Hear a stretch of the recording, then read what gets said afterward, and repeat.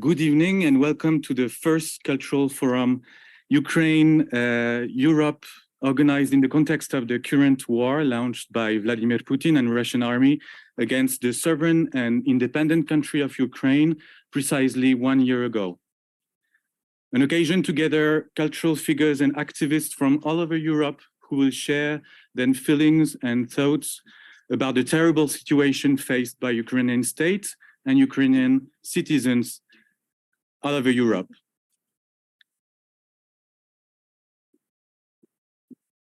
It sounded extremely important for the participants of this event to underline the solidarity that we feel, that they feel about the people of Ukraine.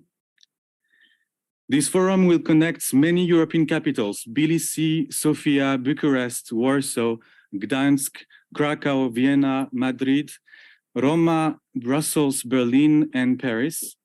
May I particularly salute you, dear Tetyana and Constantin, and all the persons present around you in Kyiv tonight. The organizers of this event wish to thank every institutions involved, especially the Crisis Media Center, the Organisation pour l'Ukraine and pour la liberté et la nôtre, but also the Organisation pour la défense de la démocratie en Pologne and Aix Marseille University for its logistical and technical support.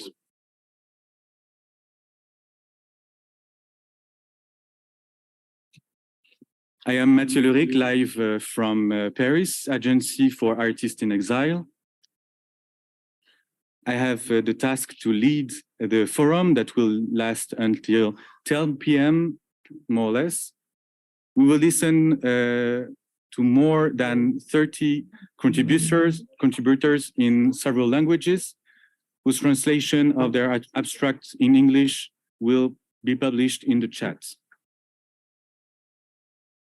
So let's open this forum in leaving the microphone to Alexei Nushelovici, the initiator of the event, who will explain the topic of the forum, culture and resistance. Please, Alex.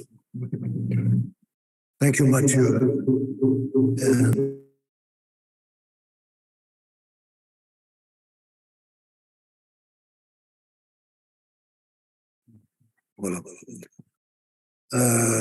In advance, apologize for all the technical details.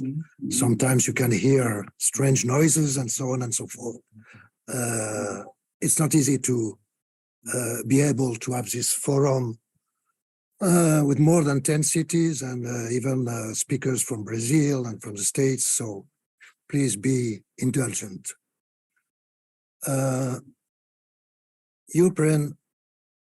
Ukrainian Forum, Culture and Resistance.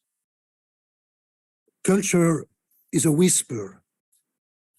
Culture is a scream. Culture could be a whisper. Culture could be a scream.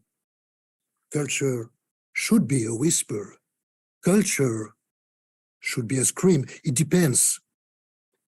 In times of peace, culture is a whisper, like in museums, like in libraries, a whisper of the past, which comes to soothe us. But in time of war, culture has to be a scream. The scream of Goya in his scenes of war, the scream of Picasso in Guernica, the scream of Lorca, of Mandelstam, all the dead poets, the murdered poets. We have to face two notions, two concepts: culture of war and culture at war. Culture of war, that's Putin's definition of culture. He's grounding his own personal identity and Russia's identity on the idea of war. It's a culture of war, and against it, culture has to resist. Culture at war. Because when Putin is attacking Ukraine, he's attacking Ukrainian identity, Ukrainian culture, but culture in general as well. As all dictators know, culture is a resistance against any dictatorship. So we have to react. We have to react as cultural actors, cultural agent on the stage of culture in Europe. We have to react in support of Ukraine as well as because we are threatened by Putin. That's why a cultural support for Ukraine should not be cosmetic, superficial.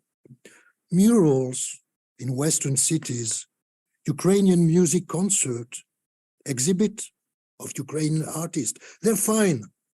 They may raise awareness by touching individuals, but this kind of individual cultural reaction is not enough. Culture should exert a constant pressure on public opinions, for public opinions to exert pressure on governments.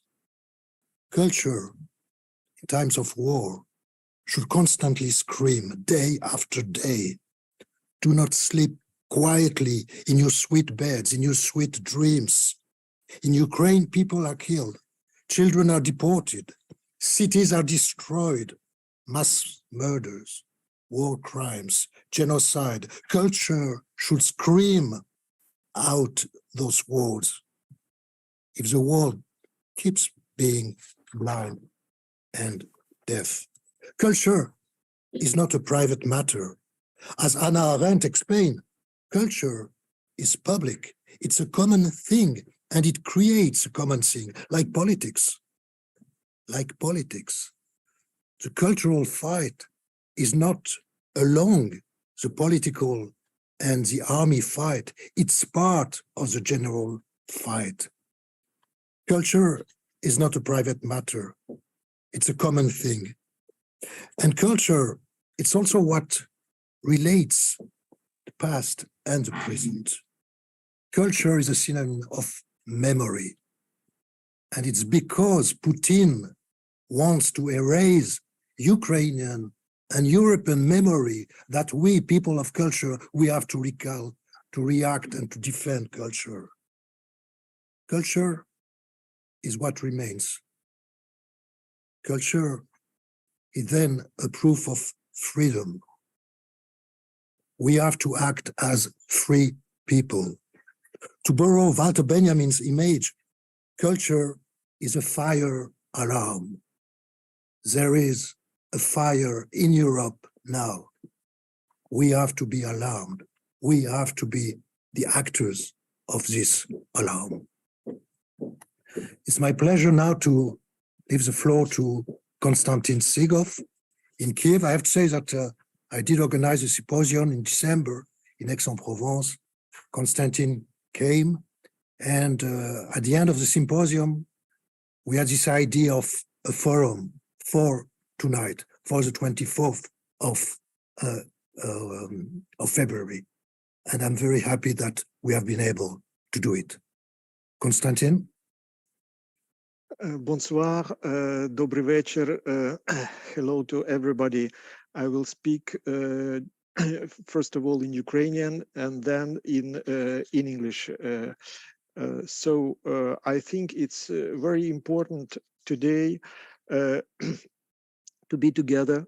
24 лютого для нас всіх особливо важливо привітати громадян України, громадян Європи, громадян всього світу. Ви знаєте, що 141 країна в ООН проголосувала за резолюцію, яка засуджує Росію і вимагає негайного виведення військ з всієї території України. Тільки 6 країн були проти. Що це означає? Що не тільки Захід, а вся родина людства вимагає цього. Ми пригадуємо загальну декларацію прав свобод, вона була прийнята в Парижі, в Європі, але вона адресована всім членам людської сім'ї і засуджує варварські акти, що обурюють совість людства. Отже, коротко кажучи, війна Росії проти України є обуренням совісті всього людства. І Росія воює з людством, і тому це факт не лише конфлікту з Заходом, а з усіма членами людської сім'ї. Отже, культури і Європи, України, всіх країн нашого континенту і всього людства ми запрошуємо до нашого форуму. I say that it's so important for us, for all citizens of Ukraine, all citizens of Europe and of mankind to notice that 141 country presented and UN voted in favor of a resolution condemning Russia and demanding the immediate withdrawal of troops from Ukraine. Only 6 countries against. So it's not only the West, it's a real human kind. You remember the Universal Declaration of Rights and Freedom adopted in Europe, but addressing all members of human family, I quote, and which condemns barbaric acts and that have outraged the conscience of humanity. In short, Russia's war against Ukraine is an outrage of the conscience of humanity. Russia is at war with humanity, so this conflict is not only with the West, but with the member of the human family, and all culture invited today to be together to express your solidarity, and you are invited to our forum. Most welcome. Всі культури ми запрошуємо до нашого форуму, всі культури Європи і світу.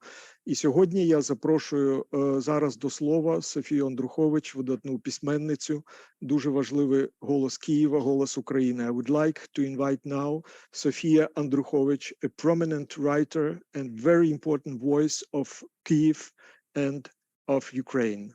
Please, to speak, the floor is yours. Дуже дякую. Доброго вечора, good evening. Про цю країну, розташовану в центрі Європи, а відтак і про її культуру у світі донедавна мали хіба приблизні уявлення. Так не можеш розгледіти розмиту зграю рибин у темній воді. Погляд зіслизував, немов над сотнями тисяч кілометрів навис густий туман, або ніби уздовж кордонів вилаштовано хитру систему кривих дзеркал. Зрештою, це навіть не метафора. Оце завжди було відомо. Історія України складна і кривава. Українці – жертви в лабетах імперій, а українська культура, з огляду на це, не мала можливості розвиватися у логічний, плинний спосіб, як це відбувалося в більшості розвинених країн. Але якщо прислухатись до звуків серцебиття довжиною в багато століть, стануть помітні не тільки тахікардії та періоди коми. Може, українська культура цікава і важлива якраз оцими своїми вимушеними рваними особливостями, стрибками з небуття в жагучий розвиток, доведеним до абсолюту еросом після заподіяння безліч разів Танатосу. Може, її таємниця в цих палахких надолужуваннях. В епоху щедрого українського бароко наздоганяти Ренесанс, під час повноводого романтизму дотягувати просвітництво, в епоху модернізму закладати всі вищеназвані течії плюс класицизм, додаючи їхні прояви до сміливих пошуків і експериментів, здійснюваних під звуки розстрілів. Щойно режими впадали в сплячку або починали чубитись між собою, щойно надходили відлиги, як тут же виникали середовища, що аж рясніли яскравими постатями, небувалими фактурами. Чим можна пояснити таку кількість багатовимірних особистостей на різних етапах української історії? Їх було безліч. Тих, хто поєднував у собі відразу кілька професій, занять і обдарувань. Їхні апетити до активності видаються аномальними. З такою пристрастю навіть сексом займаються не всі. Кожен немов уміщав у собі діяльність десятка людей або навіть 2 десятків. Половини з тих, яких уже заморили в царських в'язницях, а половини яких згодом розстріляють у Сандармоху. І не лише діяльність. Здавалось, більшість із них проживали відміряне їм інтенсивніше, немов отримали в спадок насолоду і біль тих, хто не зміг їх засвідчити. Леся Українка створила тисячі сторінок творів у десятках жанрів – поетичних, прозових, драматичних, епістолярних. Вона перекладала, адаптувала світові сюжети, експериментувала, збирала фольклор. Створене нею століття тому досі дихає свіжістю, вражає, смішить і ранить. Її мама Олена Пчілка була не лише письменницею, меценаткою, перекладачкою, етнографкою, публіцисткою, громадською діячкою і феміністкою, але й народила одну з основних українських письменниць, а також інших письменників, які водночас були фізиком, лікаркою, музиканткою, агрономом, мемуаристкою. Дядько Лесі Українки Михайло Драгоманов був публіцистом, істориком, філософом, економістом, літературознавцем, фольклористом, громадським діячем, засновником українського соціалізму. Микола Зеров, який від імені українського студентства виголошував промову на похороні Лесі Українки, був поетом, літературознавцем і критиком, полемістом, професором, майстром сонетної форми, перекладачем античної поезії і творцем канону української літератури. Його приятель Віктор Петров – письменник, філософ, соціальний антрополог, літературний критик, археолог, історик, культуролог. Я назвала лише кілька найвідоміших прикладів, але перелічувати можна днями. Їхній творчий шал часто густо мав на собі певний відбиток наївності. Не тільки творення нового, але й надолужування знаних світові жанрів і течій здавалися винайденими саме ними, українськими авторами. Як же могло бути інакше після численних втрат набутого раніше, після історичних розривів, розверзнутих проваль забуття?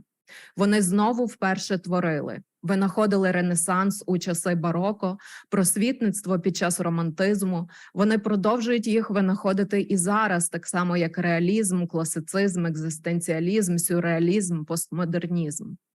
Це стосується не лише культури. Ось і знову з 2014 року українці послідовно демонструють, що речі, які давно вже видавалися врешті світу нудними абстракціями, мають насправді фізичний вимір, практичні вияви. Ба більше – свобода, гідність, життя, вибір, єднання – все це найнагальніші і найпідставовіші блага, що в буквальному сенсі пульсують кров'ю. Поняття, які існували, скільки існує людство, раптом виявилися знову винайденими українцями. Вони не означають нічого надмірного, нічого зайвого, нічого величного чи пафосного. Йдеться про людину, завжди лише про людину, про її крихкість і слабкість, про зворушливість, наївність і пристрасть, про силу, про потребу бути з іншими людьми. Український поет Олег Лишега, який голими руками ловив пстругів, щоб тут же випустити їх знову в річку, писав: «Поки не пізно, бийся головою об лід. Поки не темно, бийся головою об лід. Пробивайся, вибивайся, ти побачиш прекрасний світ. Короб, той навпаки, зануриться в глибини, втече на саме дно. Та короб і є для того, щоб колись бути впійманим, раніше чи пізніше. Але ж ти, людина, тебе не впіймає ніхто. Коропи ті не такі. Цілі століття повільно осідають їхні зграї, полохливі і темні. Вони віддаляються в протилежний бік. Бач, наше століття давно поспішає услід. Торкається плавником, як рукою їхніх плавників, і втікає. Ти покинутий, але ж ти, людина, не відчаюйся, ти проб'єшся. Поки не пізно, бийся головою об лід. О, прекрасний, неозорий, засніжений світ. Thank you so much. Thank you so much.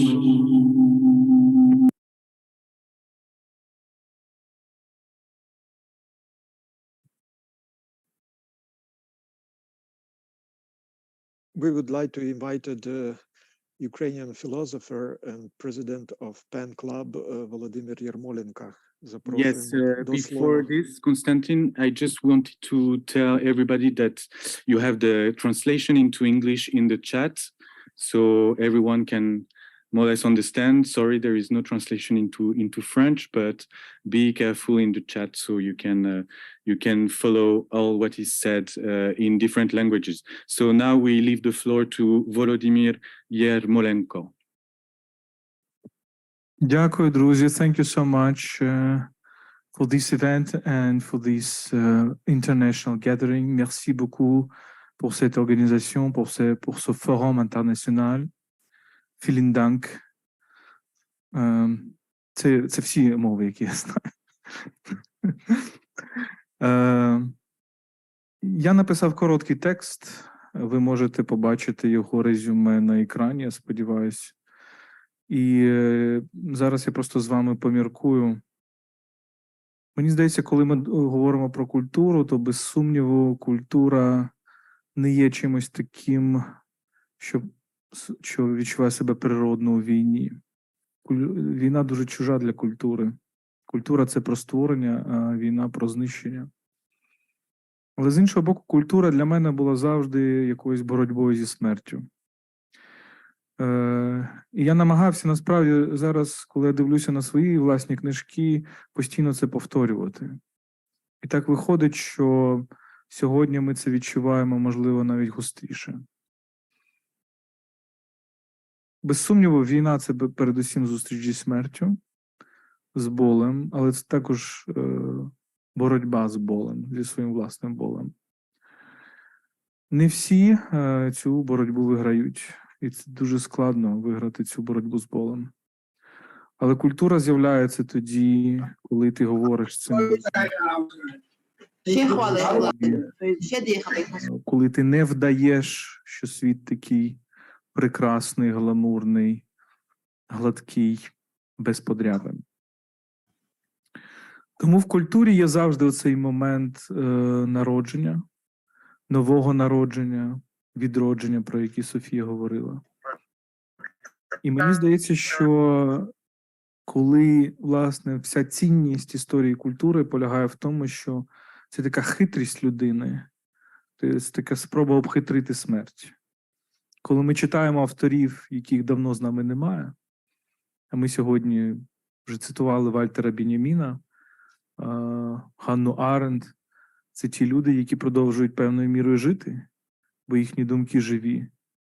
І завдяки їхнім думкам ми можемо жити теж, ми можемо повніше жити. Завдяки музиці тих людей, які вже не з нами, ми можемо повніше жити. Я не знаю, чи було би повне моє життя без таких людей, яких давно немає. На кшталт Баха, чи Шопена, чи Лисенка, чи Леонтовича. І ви знаєте, українська культура, вона, мабуть, більше за інших стикалася з цією жорстокою смертю. Коли ми дивимося на наших письменників і письменниць, дуже багато з них померли молодими не своєю смертю. Коли ми думаємо про таких людей, як Валеріан Підмогильний, який пише свій роман «Місто», йому було 26 чи 27 років десь так. Ви розумієте, що це довершений твір. Просто далі його вбили. Коли ми читаємо Миколу Хвильового, який покінчив з собою в 33-му році, тому що далі неможливо було жити, а це теж людина своїх 30 з чимось років. Коли ми навіть думаємо про таких людей, які нібито продовжували жити, але яких зламали, на кшталт Павла Тичини чи Юрія Яновського, «Майстер корабля», це шедевр. Теж 26-28 років людина написала. Ми розуміємо, що цей діалог зі смертю, він якийсь такий особливий в українській культурі. Але це не тільки діалог зі смертю, це ця можливість пройти через смерть, як пройти через вогонь. Можливо, це і є первинне значення слова «культура». Воно дуже аграрне, воно дуже ботанічне. Культура – це про проростання. Культура – це про долання зими, культура – це про зелень цієї весни. І є дуже багато елементів української культури, які стали глобальною культурою, наприклад, той самий Щедрик, Carol of the Bells, який є піснею про весну, про відродження, про народження маленьких ягняток. Це дуже важливий елемент української культури. Це занурення в, можливо, деякі дохристиянські символи, які, без сумніву, мають цей процес з постійним доланням смерті, доланням зими. Так от, коли ми думаємо, наприклад, про культуру ХХ століття в Україні, головне слово, яке з'явилося, це слово «розстріляне відродження», але це все ж таки відродження. Так, це відродження було розстріляне, тобто воно було не до кінця відродженням. Але цю енергію відродження ми маємо в собі, і вона повсякчас до нас поверталась. Але навіть якщо ми подивимося на століття перед тим, я постійно згадую, як український письменник Євген Маланюк описує появу Шевченка, нашого великого поета і художника. Він його описує якраз як боротьбу, як повстання проти смерті, як щось, якесь диво, яке з'являється посеред пустки. Цей елемент, мені здається, дуже важливий. І Софія говорила про бароко. Бароко – це наша велика епоха, дуже важлива для української культури, але для бароко головна метафора – це метафора світла посеред темряви. Це оцей стиль к'яроскуро, коли раптом з'являється цей спалах світла посеред темряви. І що мене, наприклад, дуже інтригує, це те, що Шевченко, художник, пише якраз в цьому стилі. І пише він тоді, коли він на засланні, коли він фактично, його царський режим відсилає в смерть. Коли він 10 років проводить біля Каспійського моря. Малюючи в стилі к'яроскуро, малюючи оцих людей, які його оточують. Тому я думаю, нинішня війна, з одного боку, вона дуже трагічна, з іншого боку, вона не застає нас зненацька, тому що наш ейдос української культури – це бути в такому якомусь дивному, дуже складному діалозі зі смертю. Діалозі зі смертю ви це можете відчути в українських народних піснях, де дуже багато трагедії, але водночас дуже багато ніжності. Де смерть завжди постає дуже спестливими такими димінутивними суфіксами.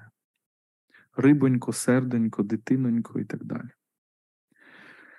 Я в серці маю те, що не вмирає, сказала Леся Українка, яку Софія вже цитувала. І я думаю, що Леся якраз, це без сумніву та фігура, яка нам теж демонструє це чудо проходження через смерть. Я думаю, що українці тут дуже сильні, саме тому ми навіть на цю війну дивимося настільки з відкритими очима. Звичайно, це тільки метафора. Ми розуміємо, що смерть – це смерть. Це смерть, це втрата близьких, це втрата домівок. Культура лише допомагає, можливо, трішечки загоїти рану і допомагає зберегти те, що ворог хоче вбити. Але я думаю, що ми цього йому не дамо. Дякую.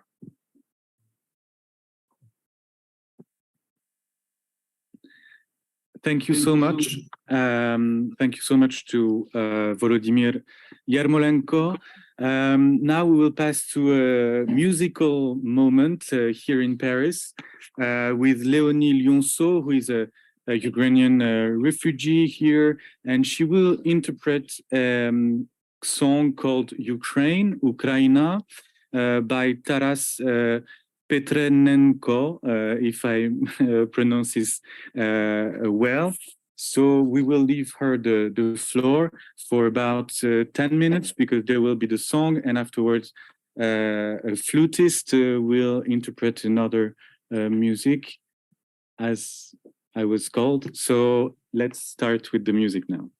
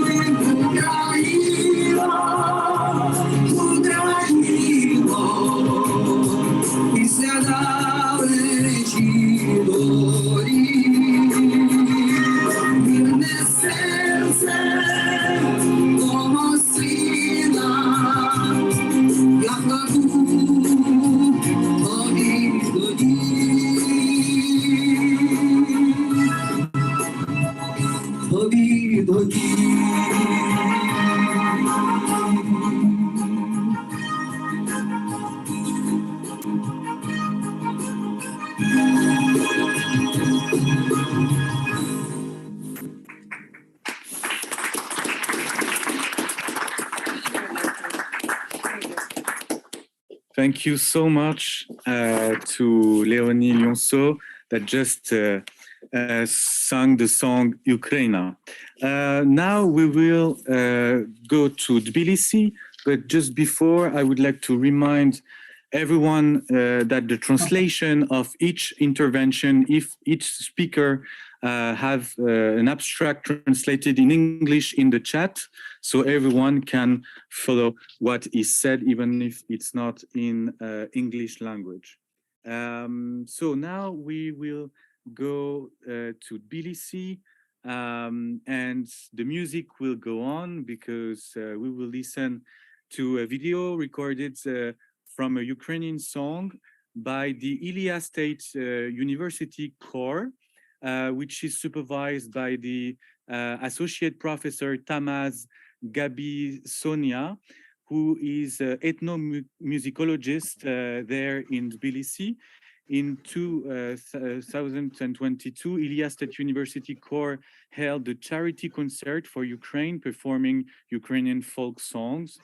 And Ukrainian hymn and songs have become a permanent part in their repertoire, along with Georgian folk and religious songs.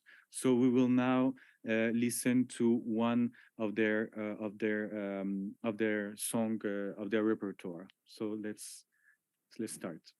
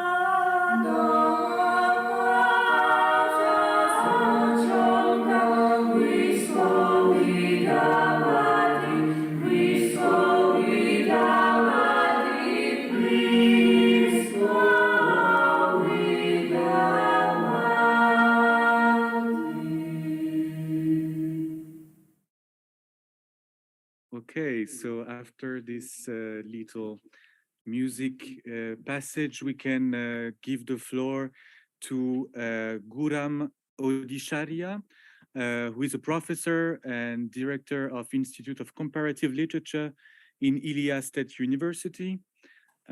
She's a specialist of 20th century Georgian literature and comparative literature, focusing on intercultural circle, modernist, avant-garde, and postmodernist movements, but also Soviet ideological influences and post-colonialism. So you have the floor.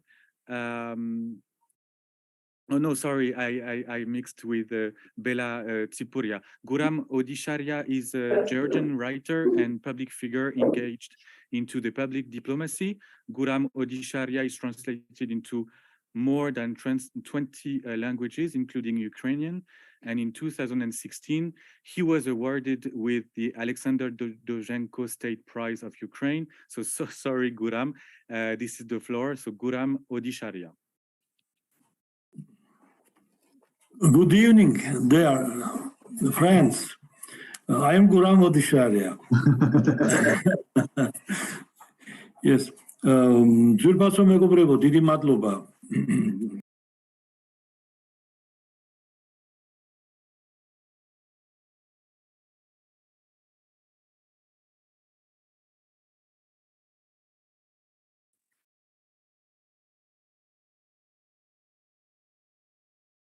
Guram, your microphone was switched off.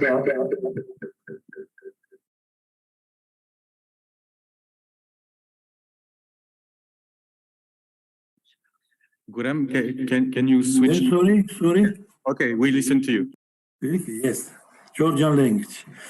And ხოდა მოსრივით შემოიჭრება ჩვენ ცხოვრებაში ომი და ყველაფერს აგვირევს ისე რომ მისი დაწმომამელი ძალიან ძნელი ხდება ხოლმე, მშვიდობა დადის ბავშვის ნაბიჯებით ნელა და ამიტომაც მისი მოქმედება, მისი ქმედება ყოველთვის არის შეუმჩნეველი თითქმის, მაგრამ როდესაც ომი იწყება, მაშინ ვაფასებთ ხოლმე მშვიდობას.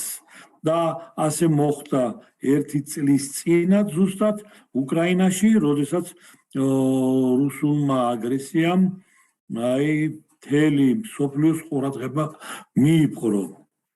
როდესაც ჩვენ ყველას გაგვახსენდა ყველაზე ცუდი პერიოდები ჩვენი ცხოვრების. პირადად მე აფხაზეთიდან ვარ და მან წარიმართა ძალიან დიდი ომი და ეს ომი ვერავინ ვერ შეაჩერა. ერთი წელია რაც სპეცოპერაციად მონათლული ეს ღონისძიება თუ შეიძლება ითქვას ვერა და ვერ ჩერდება. ჩვენ ვართ გზაჯვარედინზე, რაღაცების გასაყართან, რაღაც ახალი იწყება, მაგრამ კაცობრიობას ჯერ კიდევ არ აქვს ის ძალა, ის საშუალება, რომ შეაჩეროს ყველაზე დიდი მონსტრები და ყველაზე დიდი ომები, ისეთი როგორც უკრაინაში მიმდინარეობს დღეს. მე როგორც მწერალმა, ჩემ მშობლიური ქალაქი დავტოვე ყველა ჩემს მოძმესთან, თანამოქალაქესთან ერთად, სოხუმელთან ერთად და არა მარტო სოხუმელთან ერთად და ჩემთვის სულ სხვა ცხოვრება დაიწყო შემდეგ. ეს დღეები განსაკუთრებულად მახსენდება ის პერიოდი, რომელიც არც მავიწყდებოდა არასოდეს, მაგრამ ეხლა მახსენდება ძალიან და ამიტომაც ფიქრობ, რომ პირველი რაც ადამიანმა იარაღი გააკეთა, ალბათ ეს იყო ქვის ნაჯახი და რომელსაც ის ნადირობდა ცხოველებზე და ერთმანეთს ნადირობდი და ომებსაც ვაწარმოებდით ამ იარაღით. დღეს ის უკვე ატომურ ბომბად იქცა, რომელიც გაახრჩა ჩვენმა ცივილიზაციამ და გახდა ძალიან საშინელი მთელი პლანეტისთვის. და პირველი სიტყვა, რომელიც სინამდვილეში იყო და ამათ ბავშვებიდან გვასწავლიან, ვერა და ვერი გახდა ეს სიტყვა იმ ჯადოსნური ძალისა, რომელსაც შეუძლია ომების შეჩერება. დღეს ჩვენ ვერ ვაჩერებთ ამას. დღეს ჩვენ ვერ ვაჩერებთ იმ პატარა ბავშვების სიკვდილს, რომლებიც კვდებიან იმ პლანეტაზე, რომელი პლანეტაც ღმერთმა ჩაიფიქრა და შექმნა მათთვის, მათ საკეთილდღეოდ, მათი დღესასწაულებისათვის. და მე ვფიქრობ, რომ ლიტერატურა, კულტურა, ეს ის ძალა, რომელიც მაინც ყოველთვის უნდა იღწვოდეს იმისათვის, რომ გააჩეროს კაცობრიობის ერთ-ერთი ყველაზე მძიმე ცუდი თვისება, აგრესია, ის სიძულვილი, რომელიც ჩვენ არ გვაძლევს არჩევანის უფლებას და თუ რომელიმე ქვეყანას, სხვა ქვეყანასთან შედარებით ერთი ტანკით მეტი აქვს, ან 10 ჯარისკაცით მეტი ხავს, ის აუცილებლად ცდილობს თავისი პრობლემა გადაჭრას ომით და არა სიტყვით და არა დიალოგით. და ამის მომსწრე ვართ ყველანი, გჭირდება ახალი სოლიდარობა, სულ სხვა სოლიდარობა, სხვანაირი აბსოლუტურად მეტი, ბევრად მეტი სოლიდარობა გჭირდება, მეტი კულტურა იმისათვის, რომ ყველამ ერთად და მწერლებმა, მით უმეტეს და კულტურის ხალხმა მივახციოთ საყოველთაო მშვიდობის ფორმულა ვიპოვოთ. და ეს საყოველთაო მშვიდობა ერთდროს დაისადგურებს დედამიწაზე, მაგრამ ეს დრო უნდა მოვიყვანოთ ჩვენ ყველამ. Thank you very much. Thank you so much. Thank you, my friends. So we will pass the microphone right now to Bella Tsipuria, if she's there. Yes, I'm here. I'm here. Yes, great. So Bella, you are a professor, so I said just a few minutes ago, but I will repeat myself. Professor and director of the Institute of Comparative Literature in Ilia State University, where you are situated right now in Tbilissi. So I give you the floor for 5 minutes.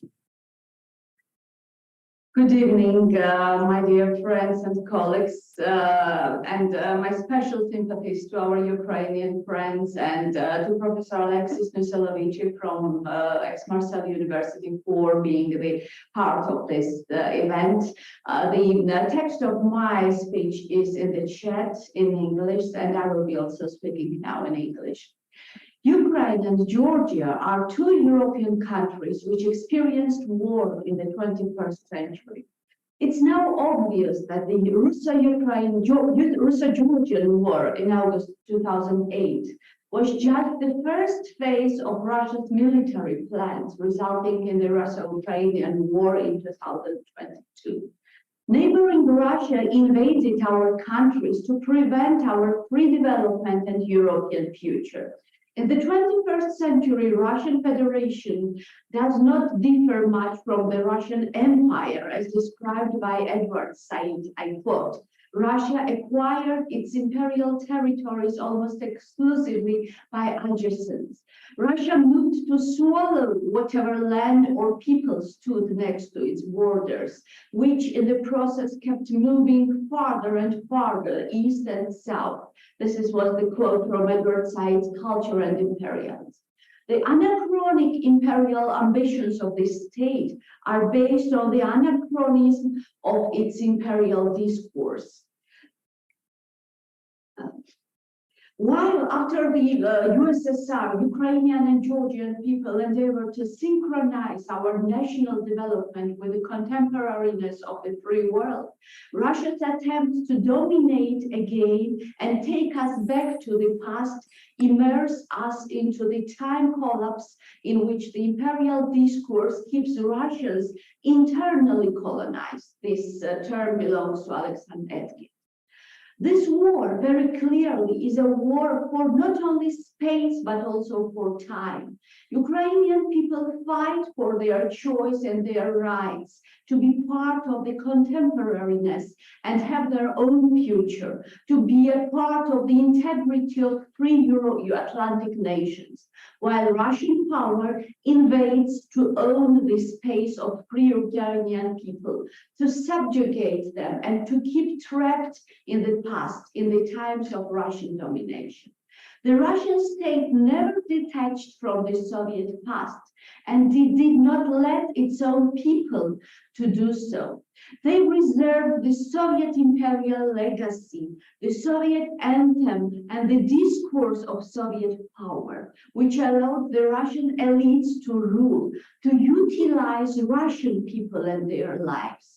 And when that discourse is not anymore powerful over other nations like Ukrainians or Georgians, Russians come with tanks. The whole imperial discourse of Russia is constructed by phantoms of the past. Their unjust and disgraceful military actions have been supported by the equally dishonorable anachronic discourse by which they want to appropriate Ukrainian culture and identity, deprive them of their history, of their present and future. While the military operations can be seen as a materialization of the discourse war or cultural war waged by Russia, the forms of cultural resistance to Russia's cultural and ideological intrusion needs to be redesigned, and Ukrainian and Georgian nations need the support of the free world also in this. This is where cultural support is equally important, like military or financial support. Like Alexis mentioned a few minutes ago, culture should make opinion in the world, in the free world, and only opinion can change the politics, we believe. While the heroic Ukrainian people sacrificed their lives to preserve their national idea and cultural values, this sacrifice also exposes the fundamental nature of the Russian imperial discourse and the Russian state. We believe in the power of the truth, in the power of the word, pronounced or written, and we believe in the victory of Ukraine. Slava Ukraini! Thank you so much, Bella. Now we will listen to our third speaker from Tbilisi in Georgia. This is Beka Kurhuli. He's a Georgian writer and military reporter.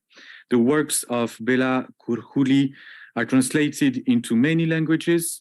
From May the 10th to June the 12th, 2022, he was sent as a war reporter on behalf of Mediacom Publica in the Russian-Ukrainian war.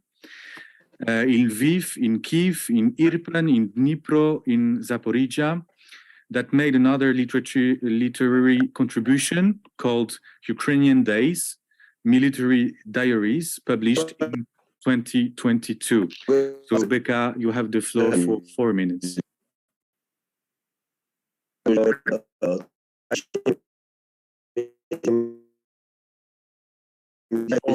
unfortunately, it sounds that we cannot hear you so well. Beka, maybe can you try again? Okay, so during the problem of sound with Beka, I propose that we listen to a flutist here in Paris, so we can spend 2 minutes to fix the problem, maybe. So we will listen to Skorik songs or melodies, and I will give you the name of this great flutist here, refugee in Paris, just after she played.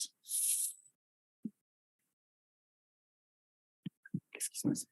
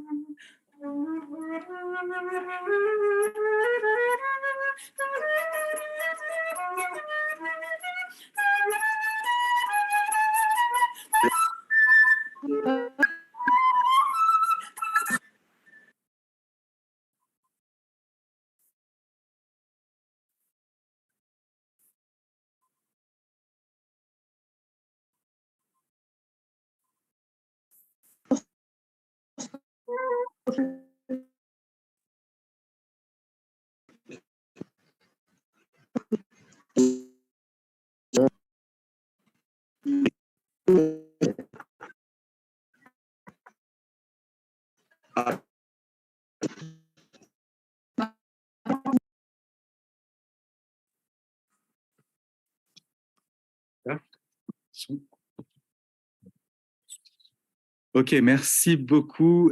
Thank you so much to our player here in Paris.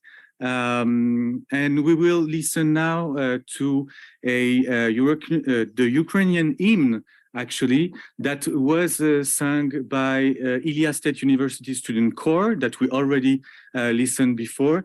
They sent us a video that will be played now.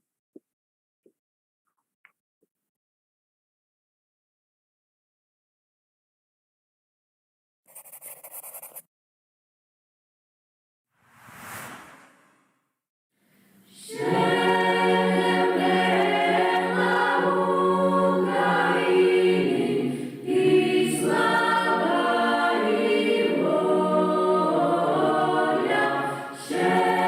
нам, браття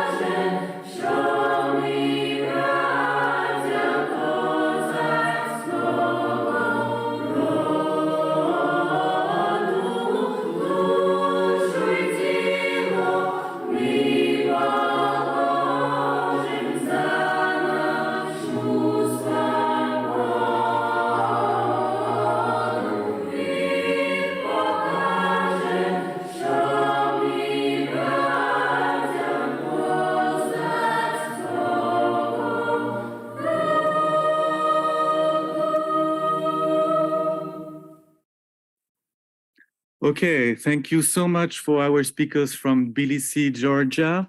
Now we will pass to another capital, the Bulgarian capital, Sofia, where we have the great opportunity to have two great coordinators there, Malinka Verinova and Yordan Lyutsankanov.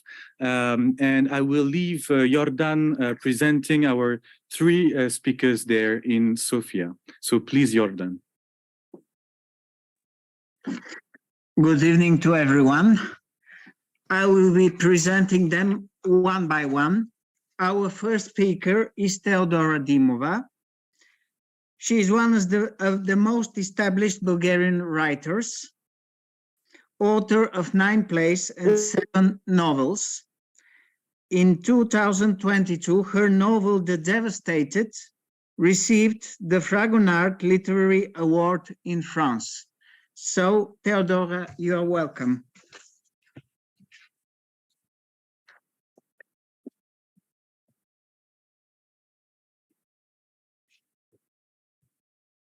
Hello, dear friends. The last 2 years we have lived with the anxiety of Russia's war against Ukraine. The last year, the war has been the main topic in the world. Our hearts are constricted with pain. We are affected indirectly, but it is the Ukrainian people who bears all the suffering of the war. Our generations grew up in peace. We knew about the war only from books and films. We could not allow the thought that it was possible to have a new war in Europe. A year ago, Russia committed a brutal aggression against Ukraine. The attack had been in the breaking news for a long time. Russia was massing troops and conducting military exercises along the border. When politicians and diplomats said that an invasion of Ukraine was being prepared, the Kremlin retorted with a sneer that only insane people could say such things. The world expected the attack, but when it was carried out, we found it hard to believe that such a barbaric act was possible in the 21st century. For a year now, the Ukrainian people have been subjected to a devastating barrage of rockets, bombs, and shells. Ukrainian towns have been destroyed. The destruction of the country's infrastructure is a direct goal of the aggressor. The Ukrainians are living in extreme deprivation, but they are showing amazing courage. The world supports the struggle of the Ukrainian people. In civilized countries, marches are being held in support of Ukraine. Ukrainian flags are flown, and humanitarian, financial, and military support is sent from dozens of countries. The Kremlin's allies are fewer than the fingers of one hand. Everyone talks of peace, but the war has been going on for more than a year, and there is no hope of ending soon. Most disgraceful is the position of those who call themselves peacemakers and call for Ukraine not to be given the means to defend itself. This is a call disguised behind hollow peace-loving phrases for the country to be occupied by the aggressor. We are aware of how badly the economy of Ukraine has been hit by the war, and that is why the spirit of the Ukrainian people is admirable for us. Spirit is Ukraine's main weapon. Ukraine needs tanks, planes, missiles, and guns precisely because it has spirit. Without this spirit, everything is a pile of iron. That is why the Ukrainian pilot's helmet that President Zelensky presented to the British Parliament is inscribed with the words, "We have freedom, give us wings to defend it. The heroism of the Ukrainian people evokes admiration, but the pain of their suffering is much greater. To echo the words of Martin Luther King, I have a dream. My dream is that one day writers will have such an impact in society that their literature will no longer allow anyone to start a new war. Thank you. Thank you so much.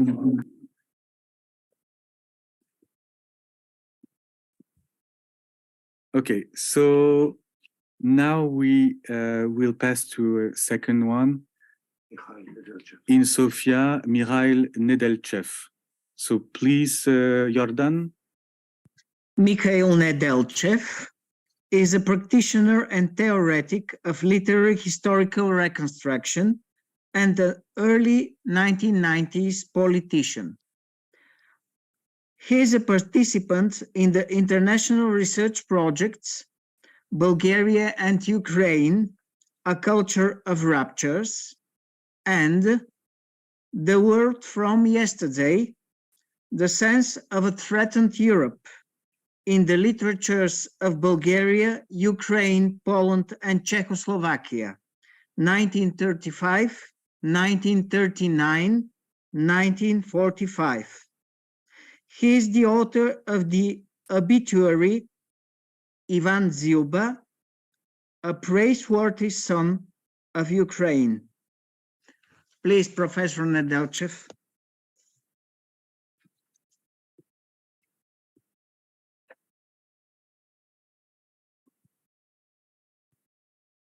Thank you. Je vous remercie, Monsieur le Président. Принадлежащите на демократическата общност български хуманитарни интелигенти добре познават неколко вековните усилия на украинците да укрепят и отстояват националната си култура и идентичност. Всъщност, тези културни взаимоотношения имат традиции още в средновековието, с даряването на кирилската писменост, с мисионерството при приемането на християнството, с цивилизационната мисия на видни български средновековни книжовници и църковници в Киевска Рус. Всъщност, противно на руската имперска пропаганда, именно украинци са голямата част от военните, които участват в освобождението на България през 1878 година. А именно в югоизточните украински предели, в университетите на Харков, Одеса и Херсон се обучават десетки български младежи във втората половина на 19 век. Още преди това, през 18 век, в тези земи бяха приютени няколко стотин хиляди българи, така наречените бесарабски, одески и таврически българи, чието потомци днес са петото по численост национално малцинство в съвременна Украйна. Българските хуманитарни интелигенти добре познават тези българо-украински исторически сюжети. Те стават добра основа за българо-украинската по-сетнешна културна и политическа взаимност. В последното десетилетие на 19 век в Софийския университет намират своя пристан няколко големи опозиционно настроени и прогонени от Русия украински учени. Между тях и един от създателите на украинската съвременна концепция за националната идея професор Михайло Драгоманов, за чиято дъщеря Лидия се жени големият български филолог и общественик професор Иван Шишманов. Писателите от кръга Мисъл поддържат близки връзки с редица украински писатели, между тях и с класичката на украинската литература Леся Украинка. Приятелите от Киев говориха именно и за Леся Украинка, и за Михайло Драгоманов. През 1918-1919 година именно професор Иван Шишманов е българският пълномощен министър в Киев при единственото демократично правителство на Украинската народна република. И това добре се помни. Мнозинството от българските хуманитари преживяха престъпната война на Путинова Русия срещу търсещата своето място в съвременна Европа Украйна като една голяма трагедия. Ние бяхме чули добре предупрежденията на задаващата се опасност от такива силни творби, като романа «Московиада» на големия съвременен поет Юрий Андрухович, от неговите и на Серхий Жадан и на други поети политически стихотворни строфи. Бяхме слушали песните на бардовете от Майдана. Опитваме се да освобождаваме малцинството българи от злите магии на Путиновата пропаганда. Убедени сме, че за нас, като хуманитари, като литературоведи, съвместната работа с украински колеги по общи проекти е една много добра възможност да покажем, че сме заедно в една обединена Европа, че сме солидарни. Слава Украини! Мерси боку.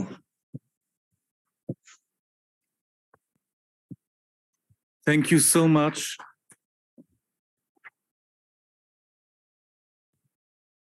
Thank you so much for this very beautiful text. And our third presenters now from Sofia. Our third presenter is Yordan Yeftimov, or Eftimov. He is a public intellectual, poet, and literary scholar, teaching at New Bulgarian University in Sofia. His last poetry book, Before They Have Washed Off the Blood, is dedicated to the war in Ukraine. Please, Yordan, you're welcome.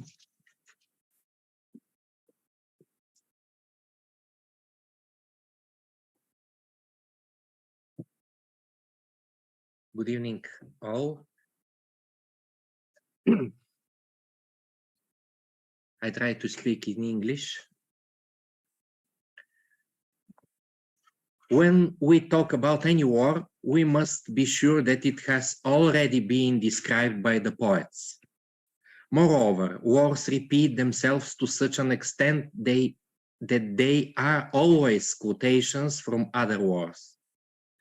The set of human actions is always equally drastic and too simple in variation.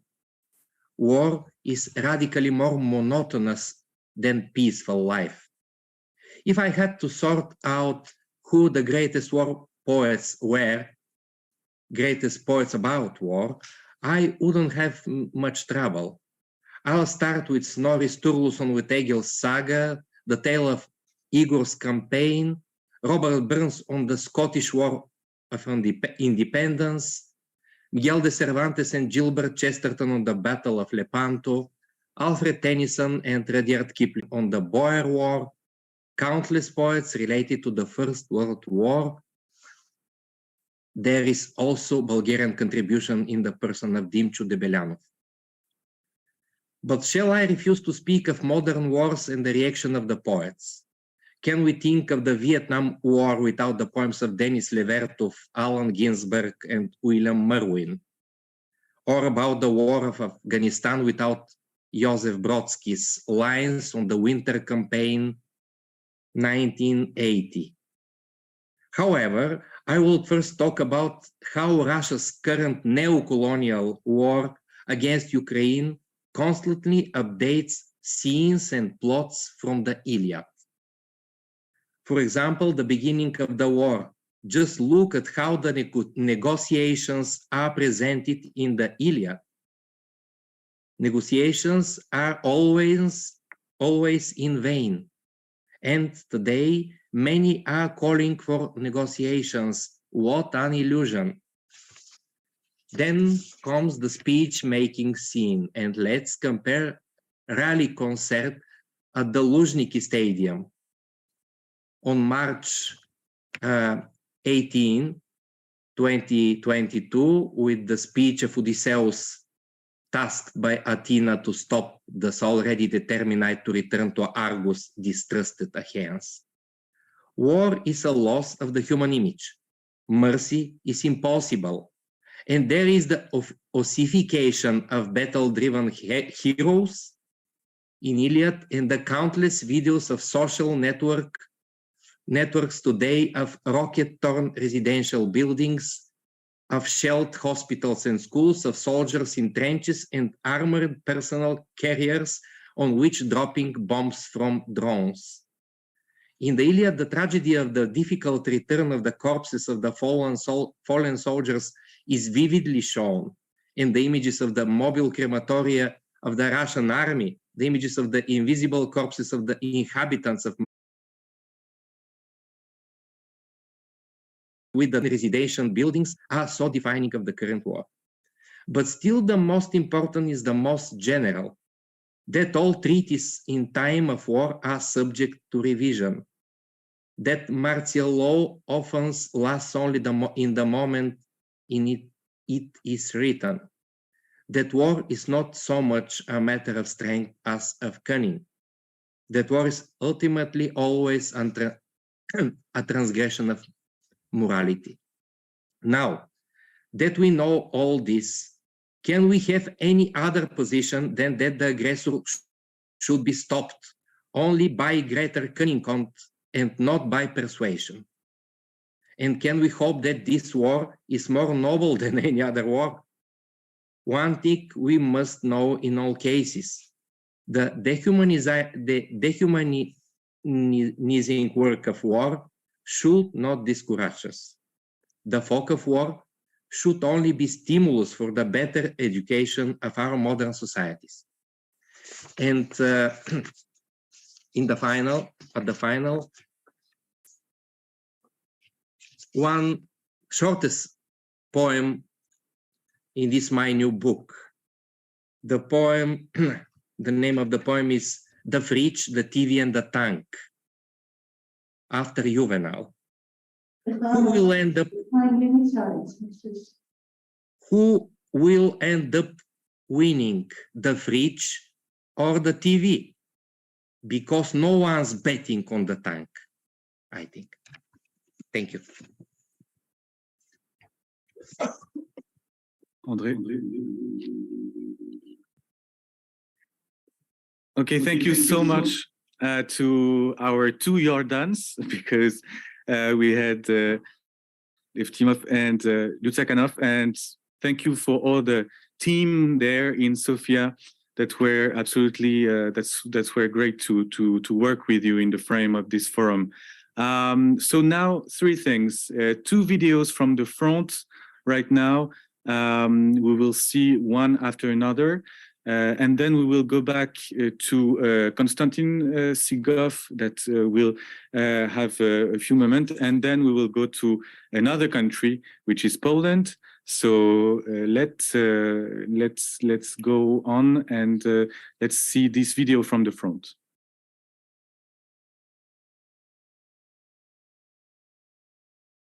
Війна завжди протистоїть цивілізації і, відповідно, всьому мистецтву та культурі, створеної цивілізацією.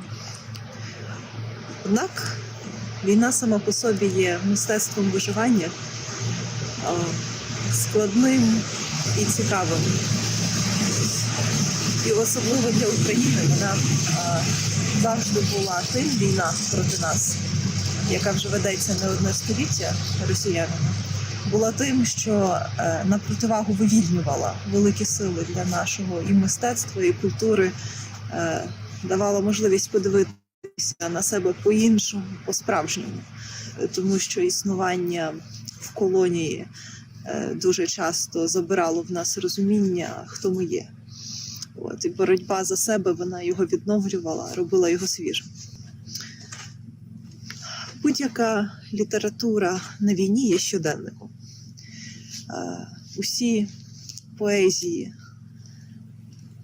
написані на війні, чи принаймні ті, які пишуться мені, про які я можу говорити, вони є медитаціями, є сповіддю про втрати, про біль. Також література на війні, напевно, є набагато більше філософією, аніж те, як виживати, як себе налаштувати у цих от умовах. Війна також є епосом. Найвидатніші твори в історії європейської культури, вони були про війну, про воєнний досвід дуже часто.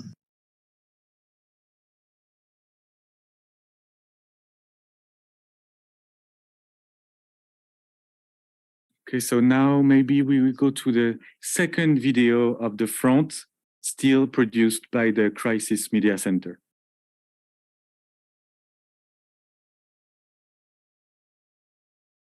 Маю велику честь представляти Інститут армії та освіти водночас. Я доктор філософських наук, професор, завідувач кафедри соціології Ужгородського національного університету. З 24 лютого і по сьогодні я у лавах Збройних сил України вже рік. Був, звичайно, момент, коли я зробив кар'єру від звичайного солдата до молодшого сержанта. Так що і в армії філософи роблять свою кар'єру. Хочу сказати, що Україна сьогодні – це сучасний світовий просвітницький фронт, де також воюють освітяни в межах своєї професійної компетентності. Сьогодні для освітнього фронту надважливим є вчити і передавати досвід попередніх поколінь, формувати філософське, футурологічне бачення і позиціонування України та українців. А для інших країн я рекомендую перебирати цю освітню рефлексію від нас. Адже освічена цивілізація, починаючи від греко-дорійських і римсько-варварських воєн, закінчуючи сьогоднішньою українсько-російською війною у 21 столітті, ніхто не застрахований. І, власне, припинити викладати, вчити, виховувати – це означає стати такими, як і ті неосвічені варвари. Бережіть освіту і освітян.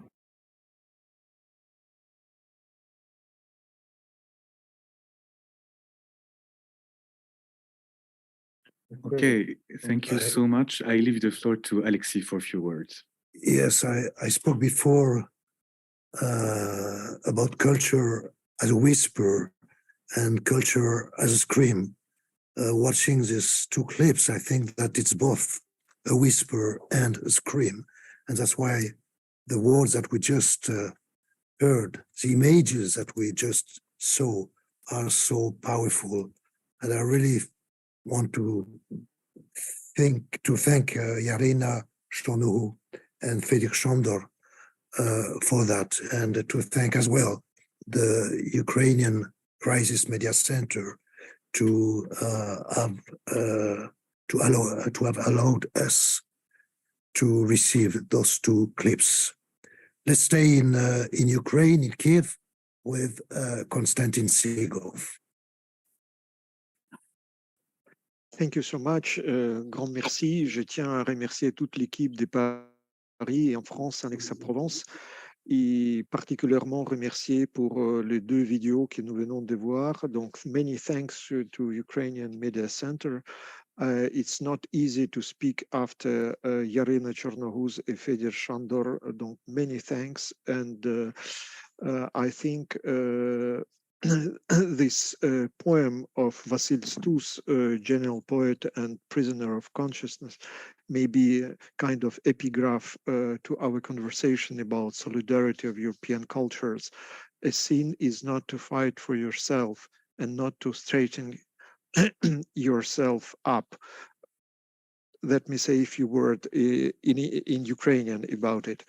Дозвольте мені до слів Ярини Черногуз і Федіра Шандора, дуже важливі свідчення їх прямо з фронту, які нам дозволили подивитись український медіацентр, додати рядки Василя Стуса: «Гріх не боротися за себе і не випростувати себе». Михайлина Коцюбинська обрала своїм кредо цей ключовий лейтмотив: «Випростувати себе, ефективнішого креда я не знаю», – сказала вона. І саме цей вірш Василя Стуса надихнув мене назвати книгу «Україна випростила нас», «Україна розбудила нас». Такі свідчення ми чуємо з багатьох міст Європи. Сила і відвага української армії мають для культури нашої епохи вирішальне значення. Образи Гомера і Вергілія сьогодні підсвічені спалахами вогню в Бахмуті та Харкові. Військові журналісти світових СМІ сьогодні своєю точною інформацією про війну прямо впливають на зростання солідарності у світі для перемоги над російською агресією. Питання, яку саме допомогу нададуть культурні інститути та університети Європи разом з парламентами в перемозі над російським терористичним режимом у звільненні від путінізму. За цей рік ми дізналися цілком виразно, що зволікання не тільки подібне до смерті, зволікання і є смерть.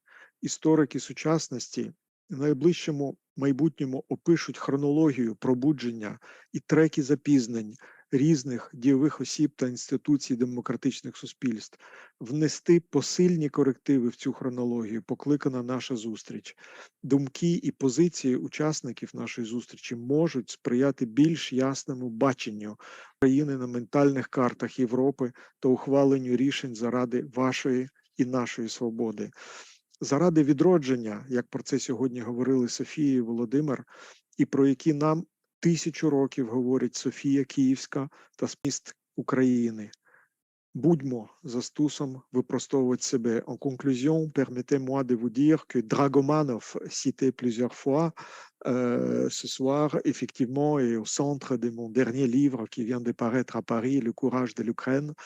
J'espère que ce courage, voilà, qu'il sera avec nous, avec Dragomanov et ses représentants d'aujourd'hui.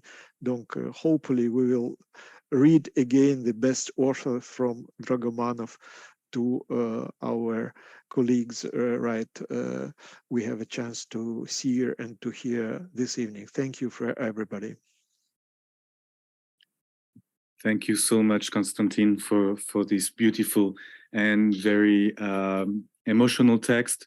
So let's switch in another context now, a context that is deeply concerned also by what's happening in Ukraine, a context where we have 3 cities involved, Warsaw, Gdansk, Cracow, and we'll pass from a city to another. So let's go now to Warsaw, where we had the chance to get involved the Film Culture Center Andrzej Wajda, in the very center of Warsaw, and it was designed as a modern, inclusive institution that promotes art house film culture, presents and analyzes masterpiece of national and international cinema, and raises general awareness of European audiovisual heritage. And there we have Joanna Rujan, who is the head of the center, that will say a few words about her institution, and also to present Joanna Kosz-Krause, and then I will have the floor again to present the other speakers there. So, Joanna, the floor is yours.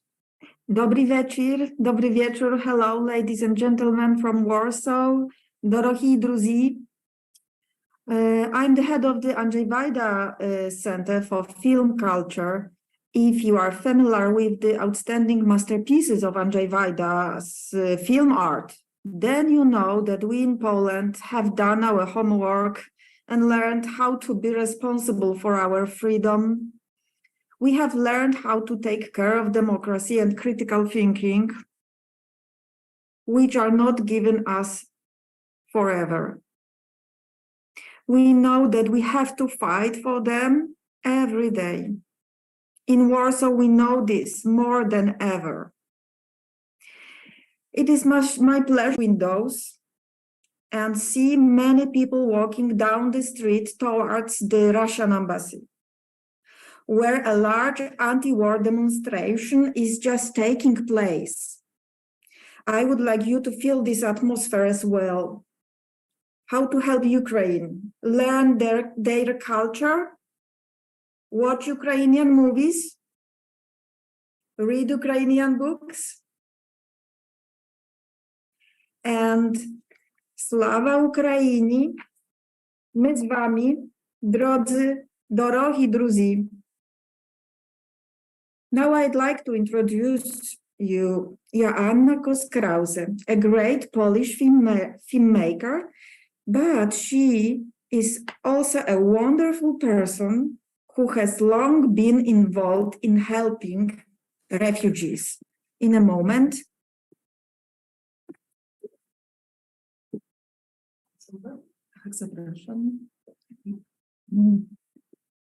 Hello, good evening, everybody.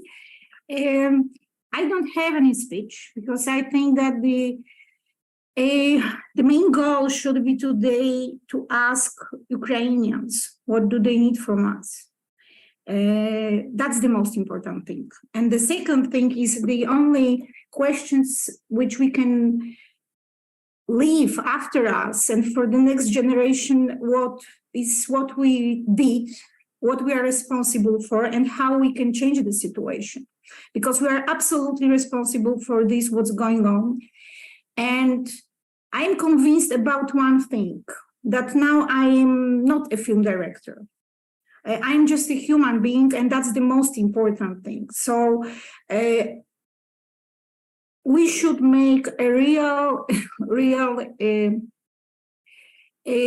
consider what we did.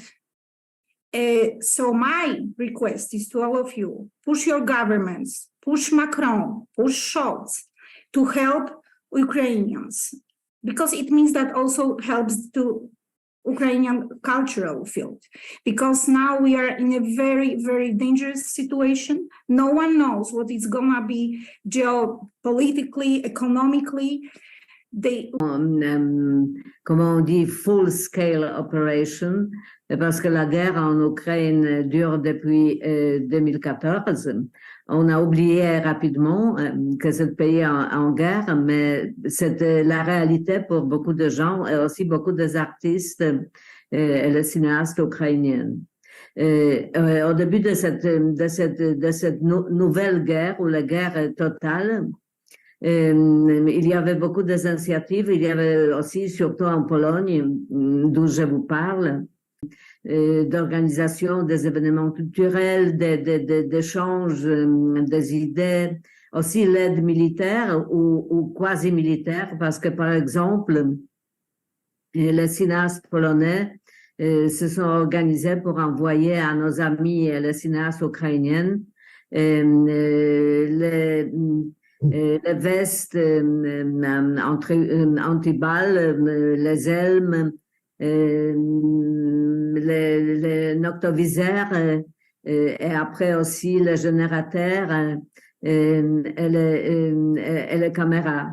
On a voulu les supporter parce que une partie des cinéastes ukrainiennes, ils ont la guerre s'est banalisée et c'est très difficile aujourd'hui de faire bouger les gens et aussi de supporter dans la façon financière qui est mensongère et autoritaire, impérialiste et cruelle au point qu'on n'a pas vu depuis... en Europe, on n'a pas vu depuis la Deuxième Guerre mondiale. Peut-être en Yougoslavie, ex-Yougoslavie, mais je pense que c'est incomparable au niveau des dangers de se généraliser et aussi les dangers de toucher vraiment les fonds d'Europe. On le sent bien sûr beaucoup plus en Pologne ou dans les pays qui sont proches de la Russie et d'Ukraine. On le sent presque, c'est presque palpable, on le sent presque physiquement, à quel point on peut être concerné dans les façons directes. Si on supporte les Ukrainiens, c'est pas seulement par la solidarité et l'empathie, mais c'est parce que, dans certaines façons, ça sent comme une banalité, mais c'est vrai, ils luttent pour nous. Oui. De sa guerre dépend l'avenir de l'Europe entière. Et l'Europe est dans un état maintenant moral, intellectuel et politique et aussi social très précaire. Danger de populisme, de nationalisme, d'autoritarisme sont existants déjà, ils sont déjà réalisés dans plusieurs pays européens et on sent très bien que l'avenir peut facilement basculer dans la direction qu'on veut pas et qu'on souhaite pas à nos enfants. Moi, j'ai beaucoup d'amis ukrainiens. Je connais aussi l'histoire d'Ukraine. J'ai réalisé il y a quelques années un long métrage sur la famine en Ukraine qui s'appelait Mr. Jones, en France, l'ombre de Staline. Ce film est devenu assez populaire et il était d'une certaine façon, malheureusement, prémonitoire parce qu'on a montré les mécanismes qui se répètent, bien sûr, un peu différemment, mais qui a le même but. Et le but, c'est anéantir l'Ukraine comme l'État et comme la nation. So we just had the chance to listen to the message of Agnieszka Holland. You know, she's a very famous film director, and she's now the president of the European Film Academy since 2020. And she all the time use her power also to promote very different kind of European cinemas, and also in the future years she will be probably a major actor in promoting Ukrainian cinema all over the world. Now we will listen to Andrzej Severin, who is well known in France because he was a main actor here in national theaters, but he came back to Poland. Now he's living in Warsaw. And he's at the same time a cinema actor and a stage comedian, very well known since 3 or 4 decades now. So let's listen to Andrzej Severin.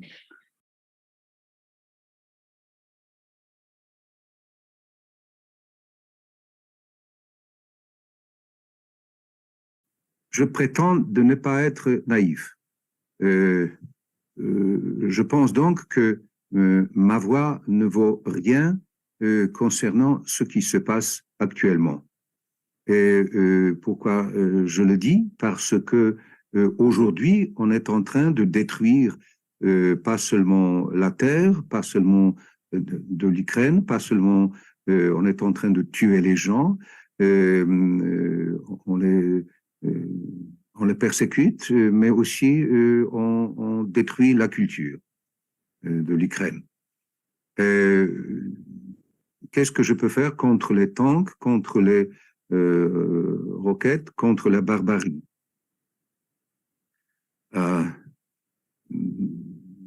Même si je ne crois pas tout à fait à mon effort, au résultat de mon action, je l'amène depuis 2014 dans mon théâtre. Je suis directeur du théâtre polski à Varsovie et depuis 2014, nous entreprenons beaucoup d'actions, beaucoup de manifestations qui expriment pas seulement nos opinions, mais qui donnent la voix aux artistes, aux intellectuels ukrainiens à Varsovie, venant, vivant, passant à Varsovie. Moi, je pense que il y a 2 choses. C'est l'aujourd'hui et l'avenir. Aujourd'hui, parler de la culture, évidemment, me semble important. Évidemment. Mais plus important, c'est d'envoyer l'argent, d'envoyer les tanks, d'envoyer les avions, d'envoyer les équipements de toutes sortes et de gagner la guerre. Je sais que le terme « gagner » est discutable, mais vous voyez bien de quoi je parle. Donc surtout, il faut les aider aujourd'hui. Aussi les artistes, comme les cinéastes, en leur envoyant les caméras, en leur envoyant tout ce dont ils ont besoin pour faire, par exemple, les films documentaires sur la barbarie russe en Ukraine, ou d'autres films, évidemment. Donc aujourd'hui, je ne veux pas commencer mon intervention par polémique, mais je suis, en tant que directeur du théâtre à Varsovie, je viens de recevoir une lettre de la part du ministère de la Culture, auquel je suis soumis, qui est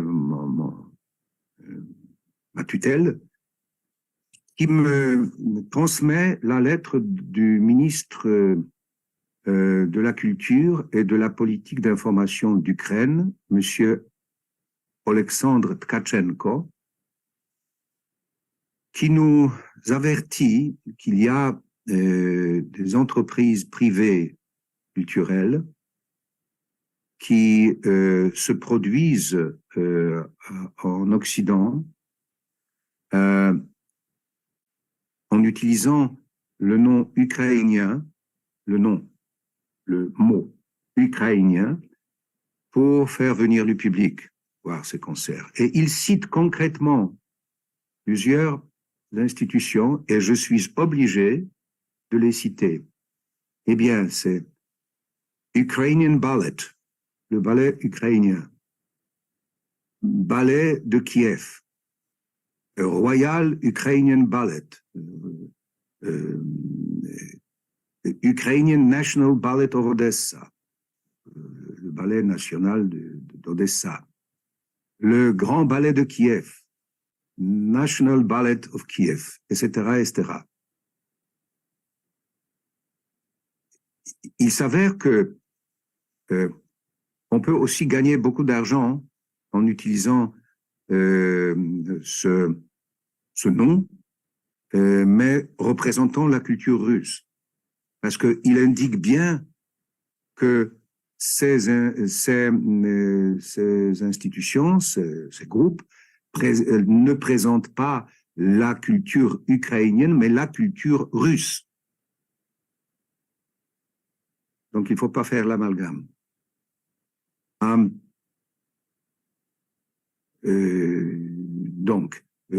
Aujourd'hui, c'est la guerre, il faut les aider là où ils sont, là où ils peuvent être. Nous sommes en contact avec les artistes ukrainiens en Pologne. Nous coopérons avec eux. Ils ne sont pas mendiants chez nous, ils travaillent.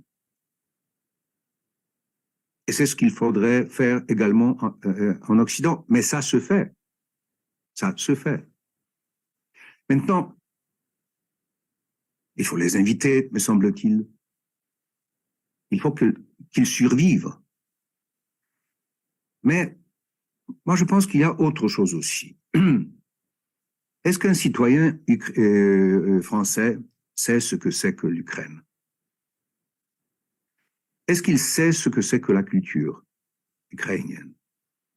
Cette culture était persécutée pendant des années par les Russes qui nient l'existence de la nation ukrainienne, de la langue ukrainienne, de la culture ukrainienne. Donc, il me semble qu'il est important de faire un effort pour savoir ce que c'est que l'Ukraine. Son histoire, l'histoire de l'art, l'histoire des siècles de persécution par les Russes, par les Polonais, par les Allemands. Et, à vrai dire, c'est tout ce que j'ai à dire. Les pertes de la mémoire nationale sont énormes en Ukraine. Et quand j'ai organisé dans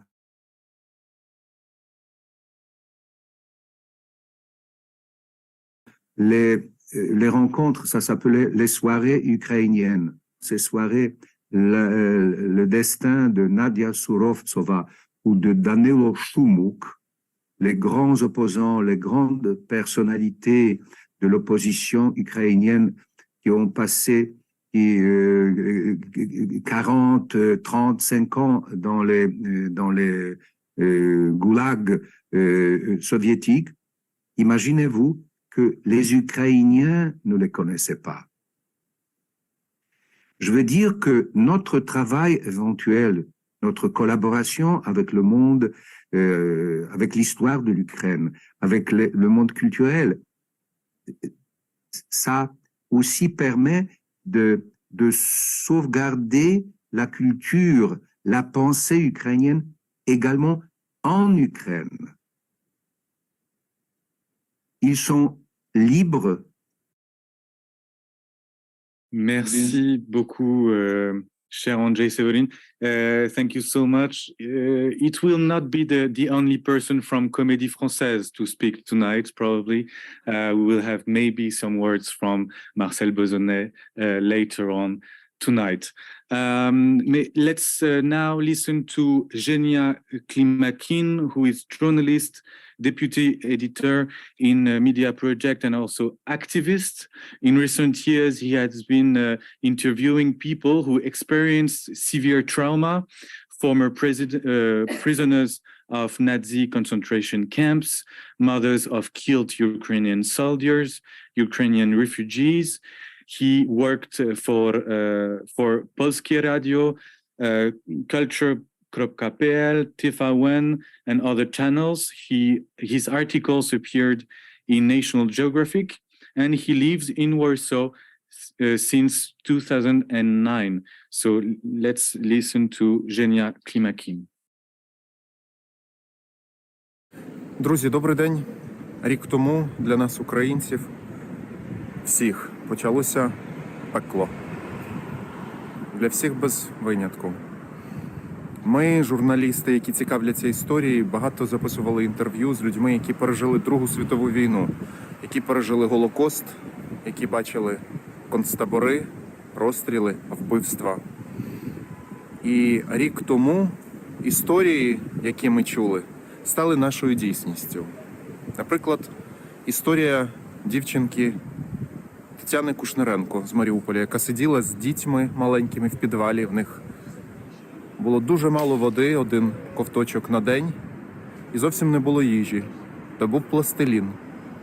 І вони мріяли про те, щоб поїсти, і ліпили те, що їм хотілося б бачити на своєму столі. Ліпили бургери, ліпили піцу, торти ліпили. І вірили в перемогу. Тому ліпили теж джавеліни і байрактари.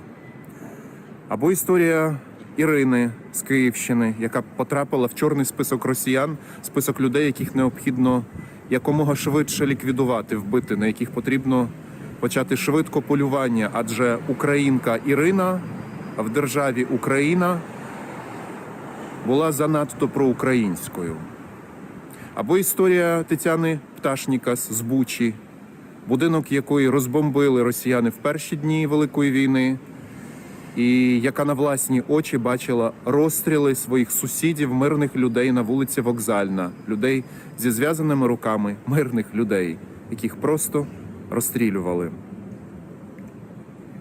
Дехто каже, ми б не подумали, що це буде відбуватися з нами. Я особисто не подумав би, що так швидко росіяни вб'ють декількох моїх друзів, знайомих, що протягом цього року завдяки росіянам помре мій батько, але це наша дійсність, це наша реальність, це наше життя. Але воно буде кращим, тому що не можна перемогти народ, тому що не можна перемогти людей, які вірять в перемогу.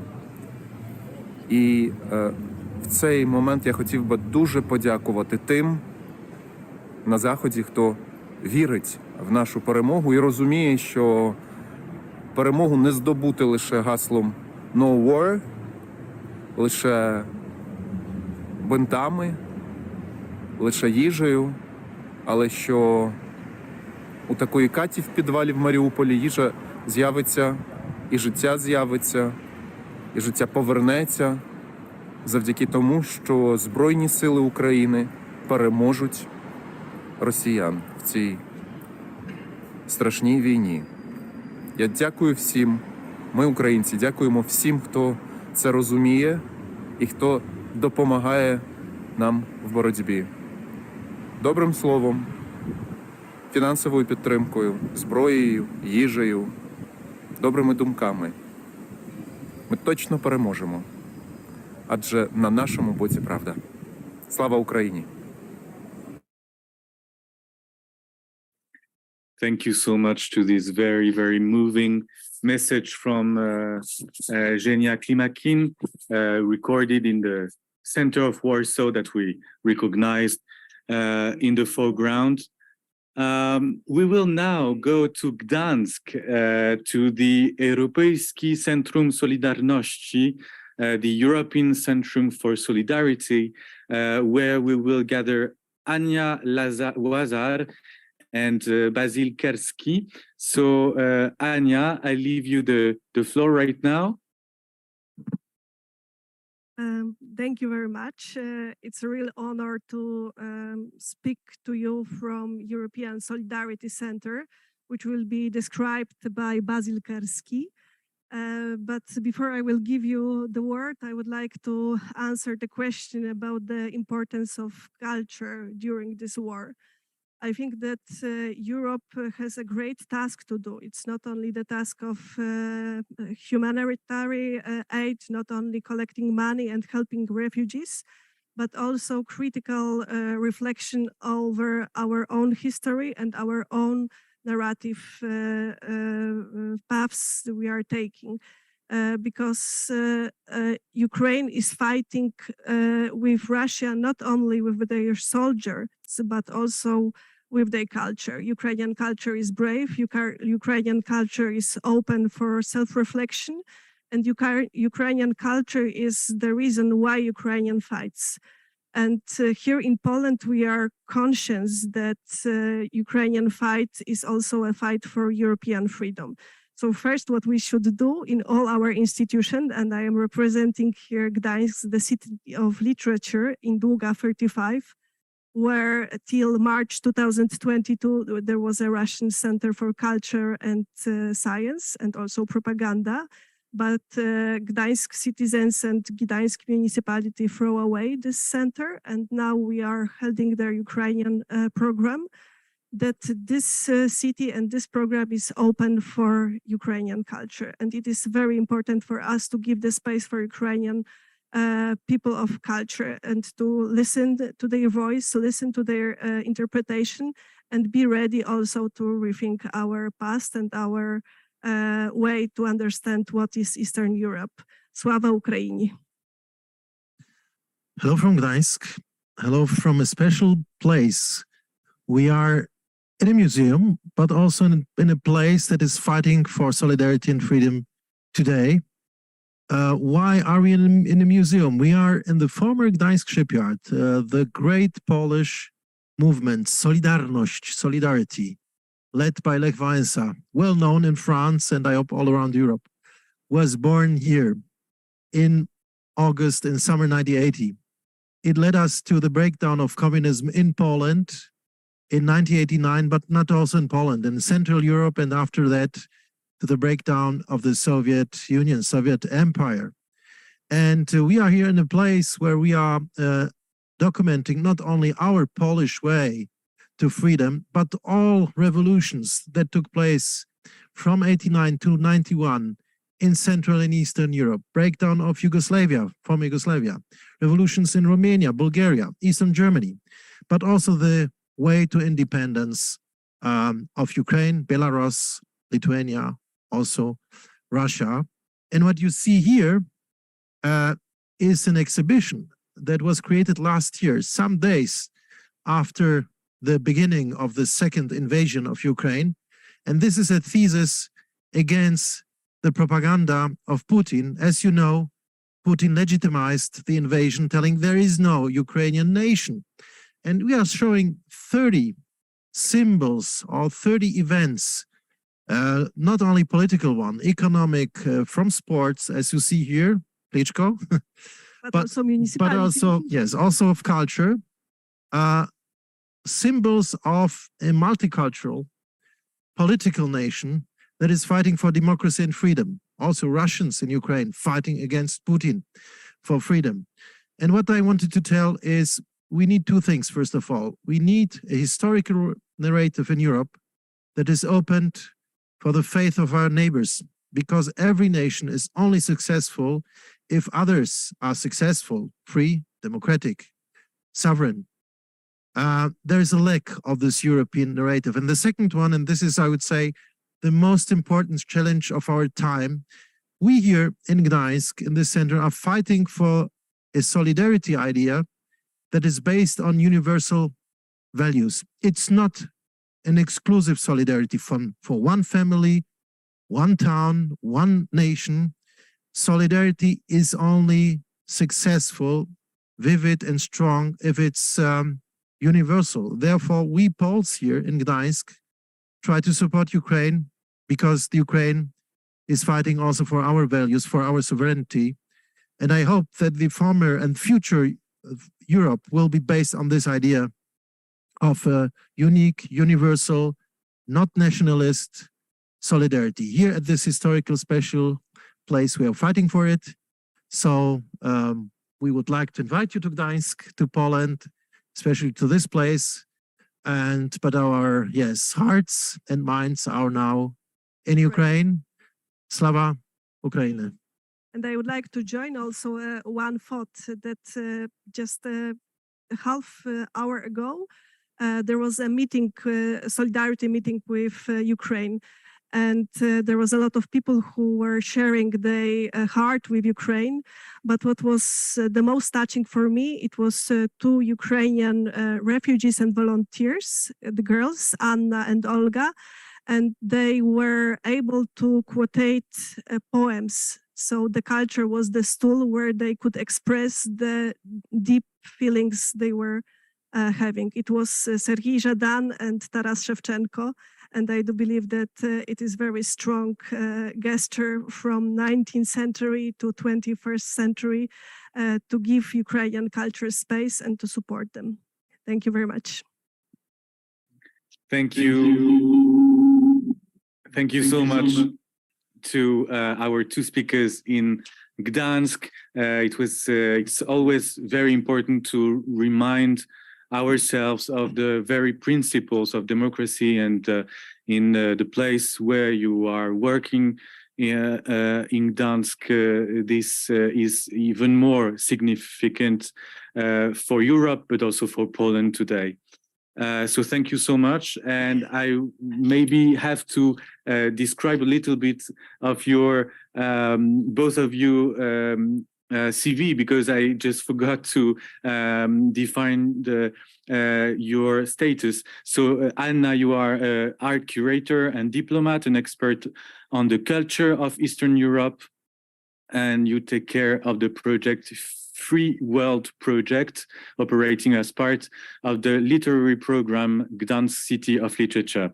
And we heard Basil Kerski, who is manager of culture, editor, political scientist, and publicist. He is now the director of the European Solidarity Center since 2011. And yes, that's all. So thank you very much for both of you.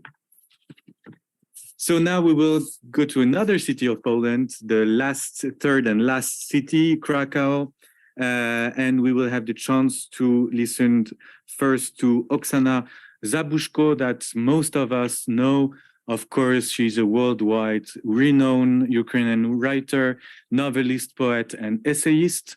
Her works have been translated into several languages. Her works as novelist includes very important novel such as Fieldwork in Ukrainian Sex in 1996, also Sisters, published in 2003, and the very last published in 2009 called The Museum of Abandoned Secrets. So let's see the message that she recorded for us. So let's listen to Oksana Zabushko.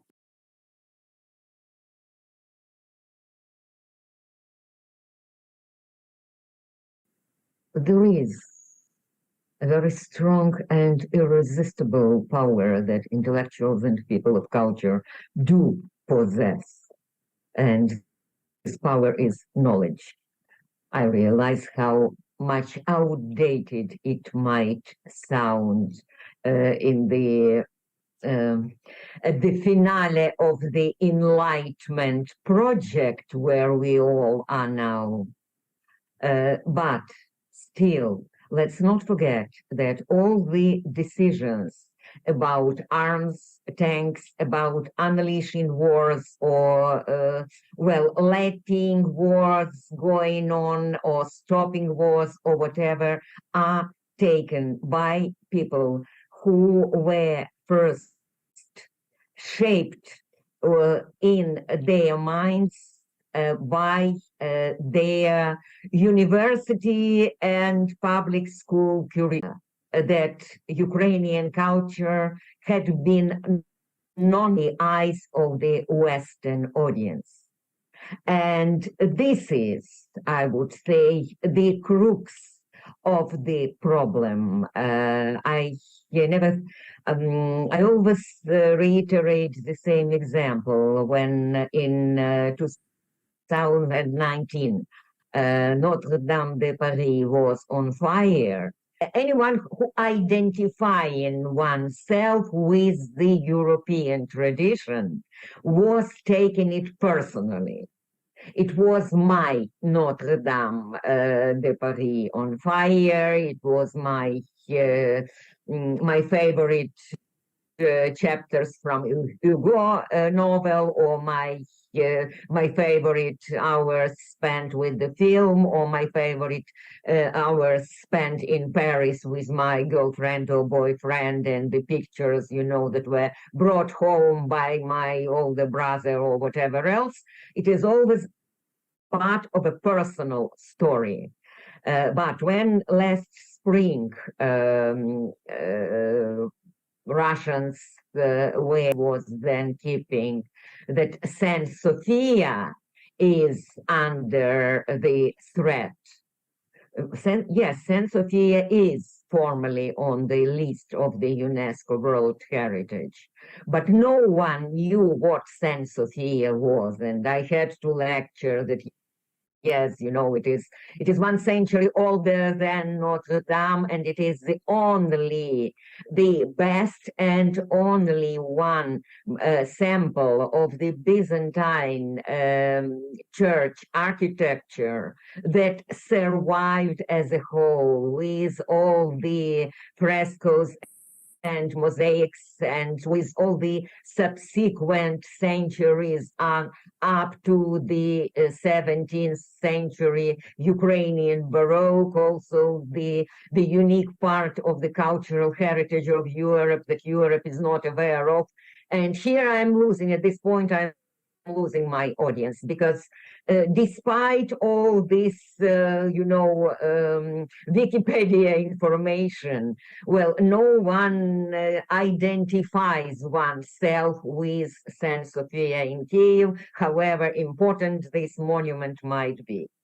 The knowledge is security, as Peter Pomerantsev put it in one of his articles published freshly after the invasion of February 24 in The Economist. This Ukrainian thirst for recognition appeared to be not the identity issue as he used to believe before, but the security issue, because those who are known are harder. Thank you so much to Oksana Zabushko, who actually is not in Krakow, but we decided to place her in this panel. She recorded this message in London, I've heard. And then right now we will be in Krakow. Specifically, we will listen to several figures of intellectual and cultural life in Poland, very important person. First, Robert Piaskowski, who is Chancellor for Culture towards the mayor of Cracow, first. Second, we will listen to Christian Lupa, who is a very worldwide renowned Polish stage director that most of you already known. We will have the occasion afterwards to listen to Ivan Marchuk, who has precisely right now an exhibition in Nowa Huta Cultural Center in Krakow. So he will speak within his own exhibition in Krakow. We will listen afterwards to Zbigniew Preisner, whose music is very well known as well. You probably remember the music he recorded for Krzysztof Kieślowski, Blue, White, Red, but also many others of his compositions. And we will finish by Michał Rusinek, who is a very important Polish writer. So the whole video will last more or less 15 minutes with the following, the mentioned persons. So let's start these contributions. W rok od inwazji Federacji Rosyjskiej na Ukrainę spotykamy się tu w Krakowie na wielu wydarzeniach kulturalnych, wystawach, koncertach, warsztatach, aby zastanowić się nad tym, co dalej w perspektywie długiego dystansu, w jaki sposób pomagać społeczności ukraińskiej zamieszkującej nasze miasto, w jaki sposób robić kulturę nie tylko dla Ukrainy, ale z Ukraińcami. Miasto Kraków odpowiedziało na wojnę w Ukrainie z całą empatią, solidarnością. To tysiące ton darów, to ogromna pomoc dla tysięcy imigrantów. Oceniamy, że w tej chwili w Krakowie mamy około 150 tysięcy imigrantów z Ukrainy, ale w szczytowym momencie było ich nawet 250 tysięcy. Nasze instytucje kultury dostarczały pomocy na wszelkie możliwe sposoby, od bezpośredniej pomocy humanitarnej po długą, systemową pomoc, wkomponowywanie też w swoje programy merytoryczne tych potrzeb, przede wszystkim grupy imigrantów, która jest bardzo różna, która ma przede wszystkim potrzeby związane z edukacją szkolną, przedszkolną, ale także zapewnieniem takiej opieki terapeutycznej dla matek. Ale dla nas to jest też jasne, że to jest wojna o kulturę. Od samego początku Kraków był bardzo aktywny w komunikowaniu w przestrzeni międzynarodowej zagrożenia dla dziedzictwa kulturowego Ukrainy i tożsamości tego narodu. W tej sprawie działaliśmy z wieloma międzynarodowymi organizacjami, a także byliśmy częścią większego ruchu mającego na celu uwrażliwianie społeczności międzynarodowej na dziedzictwo kulturowe Ukrainy, na zabytki literatury, rolę bibliotek, archiwów państwowych, czyli tego wszystkiego, co jest niezwykle ważne obecnie, dlatego że nie jest to tylko wojna o terytorium, nie jest to tylko wojna o dominację jednego narodu nad drugim, ale to jest też wojna o kulturę, o tożsamość, o odrębność.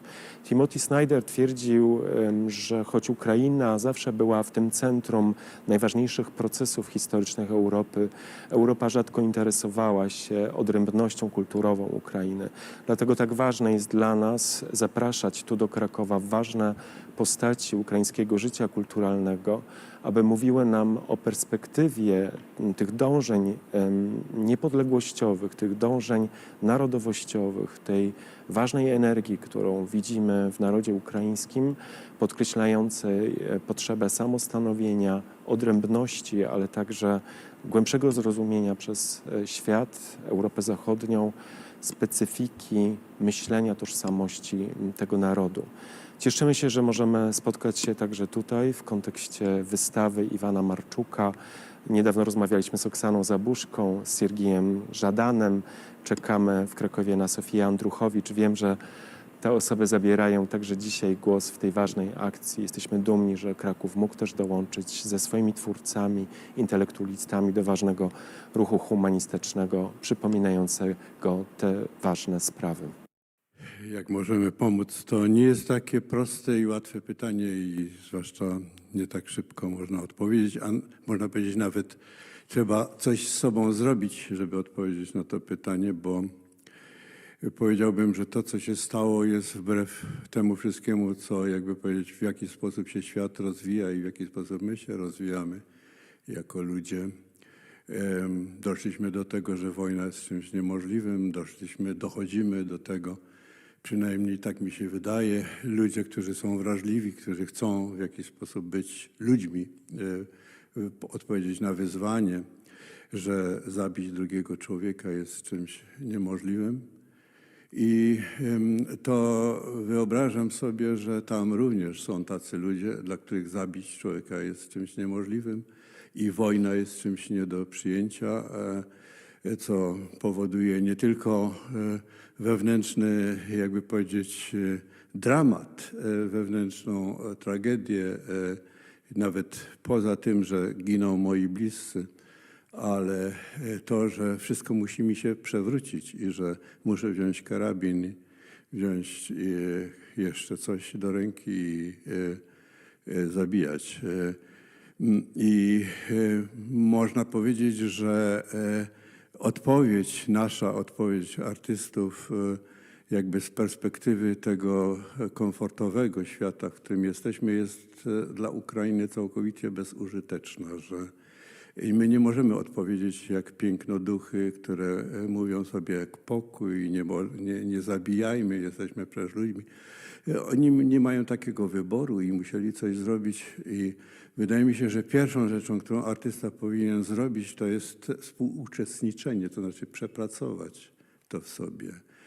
To nie jest takie proste. Robiliśmy spektakl w Warszawie, Imagine, gdzie próbowaliśmy to sobie przepracować.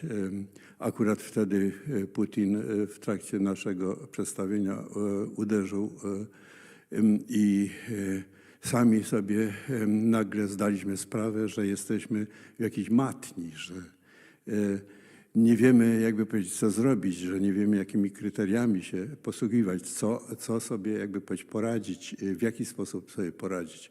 Taka odpowiedź, powiedziałbym, z punktu widzenia dzisiejszego Europejczyka, wrażliwego Europejczyka, jest niemożliwa. Zatem musimy wziąć udział w tym dramacie i wydaje mi się, że kiedy oni w naszych jakby utworach, w tym, co spróbujemy jakby wypowiedzieć, wyartykułować, w czym spróbujemy uderzyć w świat, dać im jakby to powiedzieć w jakiejś ofierze. Jest przede wszystkim to, że poczują, że jesteśmy razem z nimi w tym dramacie, że bierzemy udział w tym pytaniu, w tym dylemacie, w tym niesamowicie trudnym dylemacie i że nie jest to, jakby powiedzieć, proste, ale jakby powiedzieć, nie jesteście sami z tym. Jesteśmy w tym, to nas jakby obchodzi. Nie jesteśmy obok tego, nie oceniamy, nie analizujemy. Oni muszą poczuć, że jesteśmy w tym dramacie. Druga sprawa, i no właśnie, prawda, możemy sobie powiedzieć, waga tego, co się dzieje. Musimy sobie uświadomić to najpierw, a później wyrazić, bo to nie jest takie proste. Trzeba sobie to najpierw przepracować i oświadomić, później wyrazić, że dzieje się rzecz bez precedensu. Wydaje mi się, że jeszcze w czasie I wojny światowej była sytuacja taka, że wojna była czymś dopuszczalnym, ona się mieściła w etosie człowieka, a to były zwykłe sprawy. W tej chwili to jest niedopuszczalne, to jest zbrodnia. Można powiedzieć, pomijając wszystkie rzeczy, które się tam dzieją, zbrodnią jest wywołanie wojny. I nie może być tak, że to pozostanie bez echa, że jakby powiedzieć, że oni, czyli Ukraińcy, czyli tamci, którzy są w tym dramacie, również muszą poczuć, że jesteśmy z nimi i doceniamy wagę tego, co robią, że to jest nasza wojna. To nie jest ich wojna, to jest nasza wojna. To jest nasza wojna o przyszłość ludzkości, o to, że te zbrodnie nie mogą zostać bez odpowiedzi. Te zbrodnie nie mogą... Ja nie chcę tutaj zawahałem się, nie chcę powiedzieć słowa pomszczony, bo to jest język wojenny, ale musi być odpowiedzialność, jakby nie powinno być tak, że pojawi się drugi szaleniec, który znowu sobie pomyśli, że to wszystko jest możliwe, że może znowu, jakby powiedzieć, odpowiedzieć siłą, że może znowu wysłać ludzi, którzy będą gwałcić, mordować, którzy będą bombardować miasta, wsie. To jest niemożliwe. Udział w tym dramacie artystów to jest wielka szkoła dla nas i wydaje mi się, że jedynie absolutnie jakąś żarliwą i szczerą postawą i zaangażowaną i niełatwą. To nie jest to, że mamy ich do czegoś popychać, że mamy ich do czegoś podżegać, że mamy, jakby powiedzieć, być w tym rankingu jakichś, nazwijmy to, poglądów strategicznych. To im nic nie da.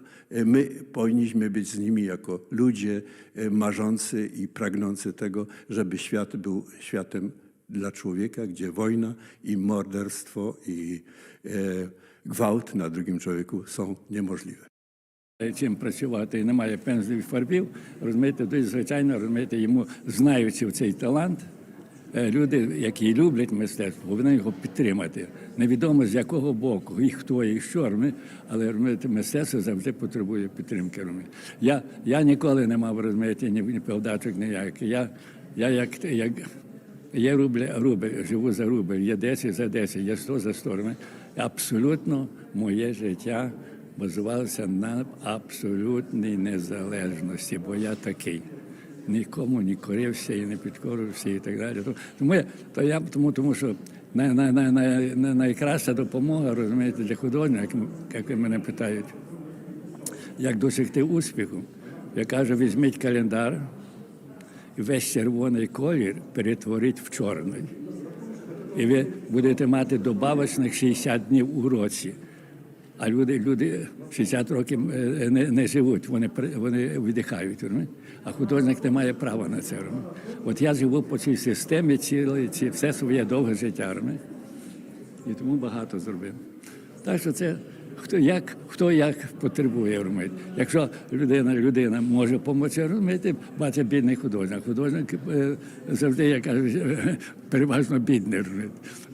Бо вони дуже горді і незалежні. Я дуже гордий. Розумієте. І тому я пройшов весь шлях з дитинства, розумієте, і не потурбував нічого. Я батькам допомагав, коли я вчився на стипендії, розумієте, бо я довго вчився. От, мама нарікала на мене, що я поступився до інституту на 6 років. От. Так що я давав собі раду сам і допомагав всім. І зараз абсолютно незалежно в світі теж є кому допомагати. Розумієте. Даю там на аукціони, розумієте, деякі картини, розумієте, то попросять. Можу собі дозволити. Ви видали, поляки, розумієте, коли була моя виставка, каталог. І вони прочитали сутність мою, життя моє, по картинам і по всьому, і зробили висновок. Генотип вольності. Так. Це стало по Києву рекламою великою на виставках. Цілі великі реклamy були генотип wolności. Dzisiaj jest rocznica początku tej haniebnej zbrodni, której dopuszcza się Rosja na swoim sąsiedzie Ukrainie. Wojna bez sensu, wojna okrutna, wojna, która jako żywo przypomina czasy z II wojny światowej. Bombardowania ludności cywilnej, mordowanie dzieci, gwałty na kobietach. W imię czego się pytam? W imię obłąkanej wizji Wladimira Putina? To wszystko dzieje się w XXI wieku. Dzisiaj nie da się ukryć przed światem rosyjskiego barbarzyństwa. Polski noblista Czesław Miłosz napisał kiedyś piękny wiersz, który tak się kończy. Nie bądź bezpieczny, poeta pamięta. Możesz go zabić, narodzi się nowy. Świat tego Rosji nie zapomni. Te zbrodnie zostaną rozliczone. Ale dzisiaj w tym strasznym dniu chcę się zwrócić do rosyjskich elit, do rosyjskich artystów. Naprawdę akceptujecie to barbarzyństwo? Czy nie pamiętacie, że to w waszym kraju żyli i tworzyli wielcy artyści, jak Dostojewski, Puszkin, Czechow. Piękne wiersze pisała Anna Achmatowa, Maria Cwitajewa czy Osip Mandelstam. Jestem kompozytorem, ale podejrzewam, że wielu z was zna muzykę Czajkowskiego, Rachmaninowa, Prokofiewa i wielu innych kompozytorów. Aleksander Sołżenicyn walczył przez lata o demokratyczną Rosję. Siedział w więzieniach, ale nigdy się nie poddał. Nigdy nie stracił ducha. Walczył do końca i zwyciężył. Gdzie wy dzisiaj jesteście, rosyjscy artyści, rosyjskie elity? Pytam się was, rosyjskie społeczeństwo. Akceptujecie to, co robicie w Ukrainie? Czy możecie patrzeć na zbrodnie, których dokonują wasi mężowie, synowie i bracia? Naprawdę cieszycie się z tych setek tysięcy niewinnych ofiar w Ukrainie? Cieszycie się z ofiar waszych żołnierzy, którzy giną w tej bezsensownej wojnie jak mięso armatnie. Obudź się, Rosjo, i zejdź z tej imperialistycznej drogi. Demokracja i pokój są piękniejsze niż dyktatura, wojna i bestialstwo. Ale dzisiaj szczególnie pytam się ciebie, Nikita Michałków. Gdzie ty jesteś? Pamiętam twoje piękne filmy o wolności, miłości, o pięknym życiu. Dzisiaj milczysz? Brak ci odwagi? Czy jest ci może z tym wygodnie? Nie jesteś godny miana artysty. Rosjanie, obudźcie się wszyscy. Jeszcze nie jest za późno. Jeszcze nie jest za późno. W rosyjskiej narracji uzasadniającej inwazję na Ukrainę pojawił się argument, że Ukraina to państwo sztuczne, o nieokreślonej tożsamości, jakaś przybudówka Rosji. Owszem, może i ma jakąś własną kulturę, ale czymże ona jest w zestawieniu z wielką kulturą rosyjską? A i powiedzmy sobie szczerze, Zachód o ukraińskiej kulturze wiedział niewiele. Paradoksalnie inwazja Rosji spowodowała w Ukraińcach wzmocnienie poczucia tożsamości narodowej, a kultura ukraińska zyskała szansę wybicia się na niepodległość. Dziś słychać jej odrębny głos. Głos, który dotąd był zagłuszany i zawłaszczany. Teraz brzmi donośnie i ma wiele ciekawego do powiedzenia o sobie, o świecie i o nas. Nie pozwólmy go zagłuszyć, ale i nie zawłaszczajmy go. Słuchajmy, co ma do powiedzenia i nie pozwólmy mu zamilknąć.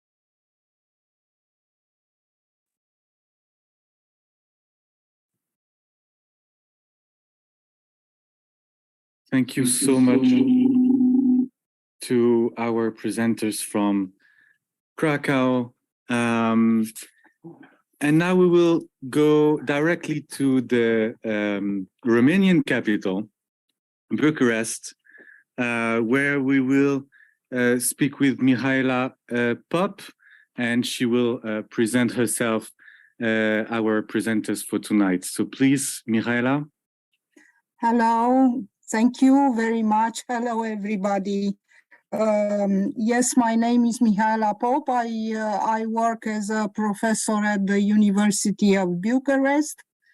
And together with my colleague, Vladimir Crețulescu, who is an associate professor in art history at the University of Bucharest and had a joint supervision PhD degree in modern history and political science at University of Bordeaux. We will contribute to this interesting and very important forum. And I want to tell you that our contribution will have three parts. After our two interventions, there will be a folkloric song from the northern part of Romania.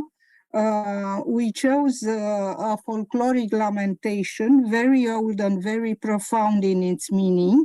The interpreter is a very famous Romanian singer, Sofia. She will sing first a lamentation and then two cradle songs.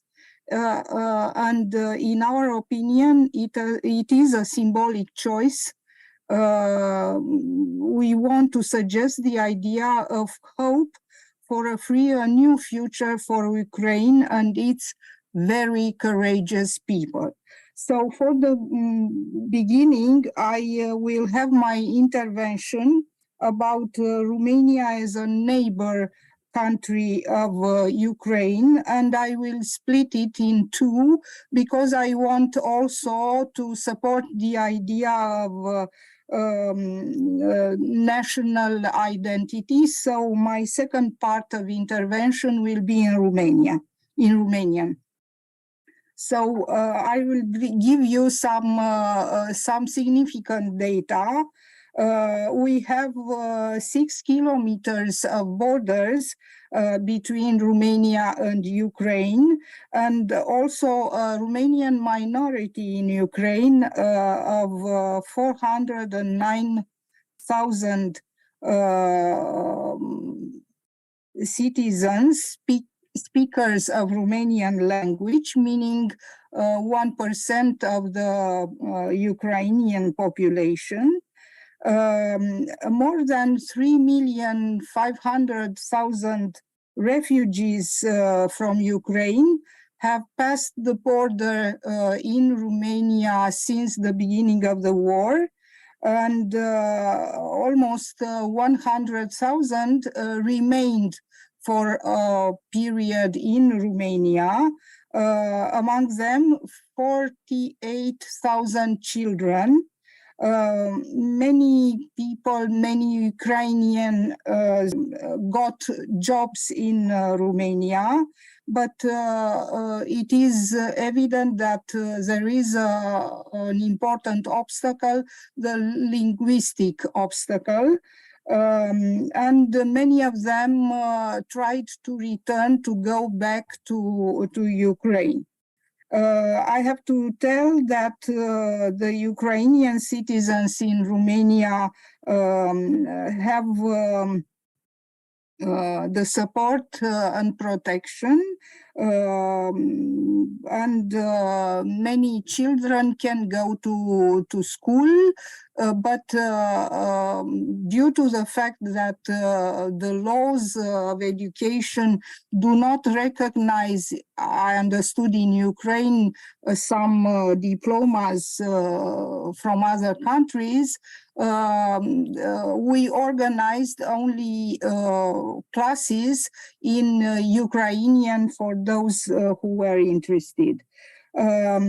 Of course, there are a lot of other details. I don't want to extend too much.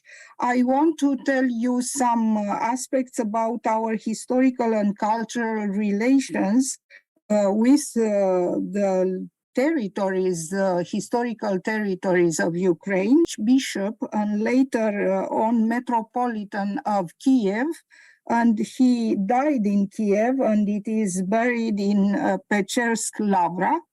And in the 18th century, Paisiev Velichikovsky, Ukrainian monk and theologian, came to Romania and lived in a monastery in Romania as a hesychast theologian and monk. and died here. Also, I want to tell you that there was and there is an important town in Ukraine near the border with Romania, Chernivtse or Chernăuți, we name it, in Bucovina, where a lot of Romanians studied during the history. Even our national poet Mihai Eminescu studied for a period. Now I will go on shortly in Romanian. Poporul român și-a exprimat simpatia, respectul și compasiunea pentru poporul ucrainean și pentru suferințele prin care trece. Apărarea ființei naționale presupune apărarea culturii unui popor, cultură care asigură transmiterea moștenirii întregului ansamblu de componente culturale, de la mituri și legende, la creații artistice, filozofie, științe și gândire religioasă. Ele compun ceea ce un filozof român, Lucian Blaga, numea stilul cultural al unui popor. Pe de altă parte, Europa însăși, ca o comunitate culturală, se caracterizează și ea printr-un stil cultural comun. Tocmai de aceea considerăm că întreaga Europa trebuie să contribuie, prin atitudinea sa culturală, la apărarea valorilor europene ale democrației și libertății, valori care sunt amenințate prin încercarea de distrugere a națiunii și culturii ucrainene. Sperăm că acest război nelegitim, nedrept, îngrozitor, se va încheia cât mai rapid în favoarea Ucrainei, pentru că aceasta să poată să își dezvolte un viitor sigur în interiorul comunității europene și un viitor cultural din care, pe care să și-l asigure în această comunitate europeană. And now I will give the floor to my colleague, Vladimir Crețulescu, who will speak, will have his presentation. Yes, thank you very much. So I've decided to speak in English after all, even though we've discussed at length, and I could speak in French and Romanian, but I'll give them the gist of my presentation in English and then perhaps speak a few words in Romanian to conclude. So, to justify his criminal intervention in Ukraine, Putin has declared on several occasions that the Russians and the Ukrainians are one people, a single whole. Even if we set aside the a plethora of historical and cultural arguments that can be called forward to combat Putin's absurd assertion, we are still left with one fundamental and unavoidable fact. The Ukrainians do not feel themselves to be Russian. They feel themselves to be Ukrainian. Putin's refusal to accept this elementary fact is grounded in malevolent ignoring on his part of at least two fundamental aspects inherent to the very nature of the phenomenon of national identity. This shall be my contention for this evening. And these two aspects are, in my view, first of all, the ethic and legal aspect of national identity, because by invading Ukraine, Putin is violating the right of peoples to self-determination, a fundamental principle of international law, which functions as a cornerstone of the United Nations Charter. And as such, it is one of the chief principles upon which is grounded the world order established at the end of the Second World War. This world order that has, for better for worse, brought the whole world a relative regime of relative peace and prosperity throughout the last 80 years. So this is in brief the first aspect that Putin is willfully ignoring. The second aspect, which is I think even more essential, is the psychic and emotional aspect of national identity. In order to seize upon this aspect, we should first try to define what is a nation. Now, this is no easy task, because in fact, in political theory, there are currently many theories which try to explain in exclusively logical and rational terms the nature and dynamics of the nation.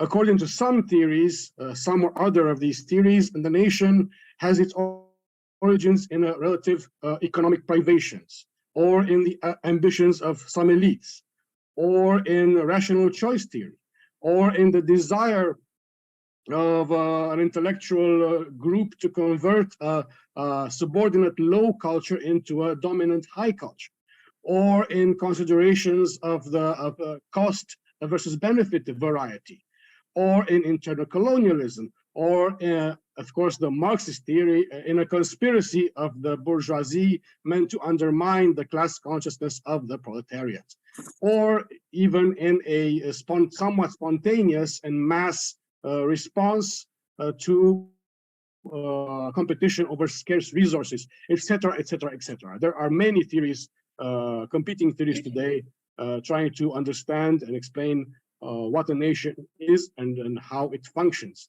But to all these theories, which are all centered on quantifiable and objective criteria, trying to define the nation based on quantifiable and objective criteria, the politologist Walker Connor opposes a theory of the nation as a fundamentally psychological and emotional reality. Connor says that, and I quote, "The essence of the nation is a psychological bond which unites a people and differentiates it in its subconscious beliefs, and the subconscious beliefs of its members from all non-members in a fundamentally vital way." I'm ending the quotation. So Walker Connor's answer to the frequently asked question, what is a nation, is that this thing, the nation, constitutes a group of people that feel themselves to be related in an ancestral manner. According to Connor, the nation is the largest group that can claim loyalty, the loyalty of one person based on bonds of kinship, on felt emotional bonds of kinship. The nation is, from this perspective, the family extended to its very end, the ultimate final extension of the family. This is, therefore, why Putin's war cannot succeed. He is fighting the extended family, the fully extended family of the entire Ukrainian people, a family that is fighting now, leading a life and death struggle for its own political and cultural survival. And in this fight, the Ukrainians are being, we see now, supported by all of the other national families of Europe. In closing, I would like to try to answer Putin's absurd assertions that the Russians and Ukrainians are a single people by evoking the words of a Ukrainian militant which had been imprisoned in the 1960s for anti-Soviet activities led in the name of Ukrainian patriotism. And he says, I quote, "A nation can only exist there where people are willing to die for it. I know that all people are equal. My reason tells me this. But at the same time, I know that my nation is unique, for this is what my heart tells me." Thank you. Thank you. Thank you so much to our two speakers from Bucharest. I realized that I forgot to present Mihaela Pop, who is a professor at the Faculty of Philosophy in University of Bucharest. So thank you so much for the support of you, both of you, but also of your institutions, the University of Bucharest, that is enormously important for us.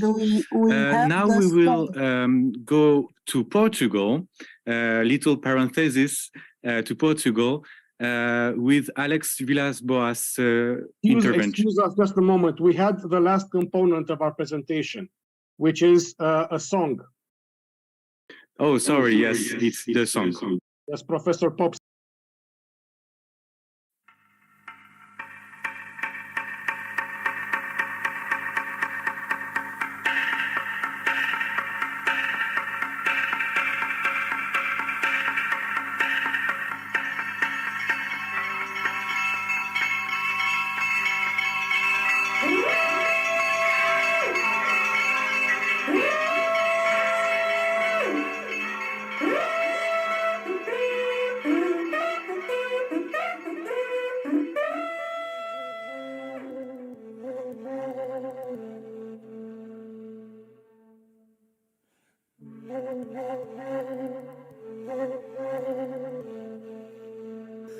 Morte, morte, blastamate,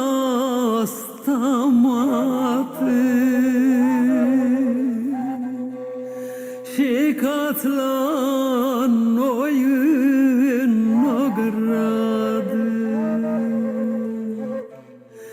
cum câtăi de bătrânul, tot se stânge sus, cinându în urmă jale lăsându. Scoală, scoală și privește câte lume te jalește. Scoală și te uită ghinii și rămâne-nde pe tine numai lacrimi și susțineri. Scoală, scoală și-mi spune cum-i drumul înșeie lumii. Drumul-i lung, calea-i cotită și cu lacrimi îi stropită și cu pâclă-i zaită. Drumul-i lung și-i cotorosul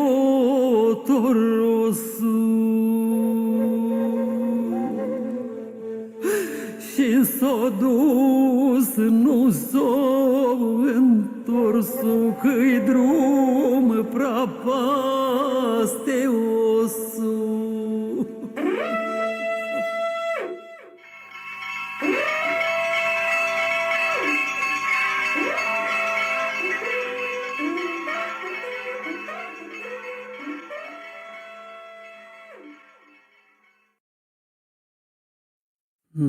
Hai da-liulim, pui de cucu, cum am ca să te culcu. Da să ajung să te văd jucând și-n țarnă prașuind.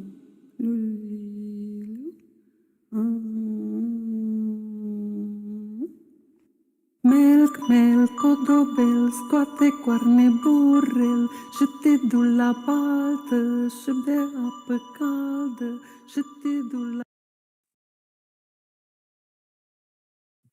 So Thank you very much. Thank you very much. thank you to both of you really much, and for this also musical moment, very moving.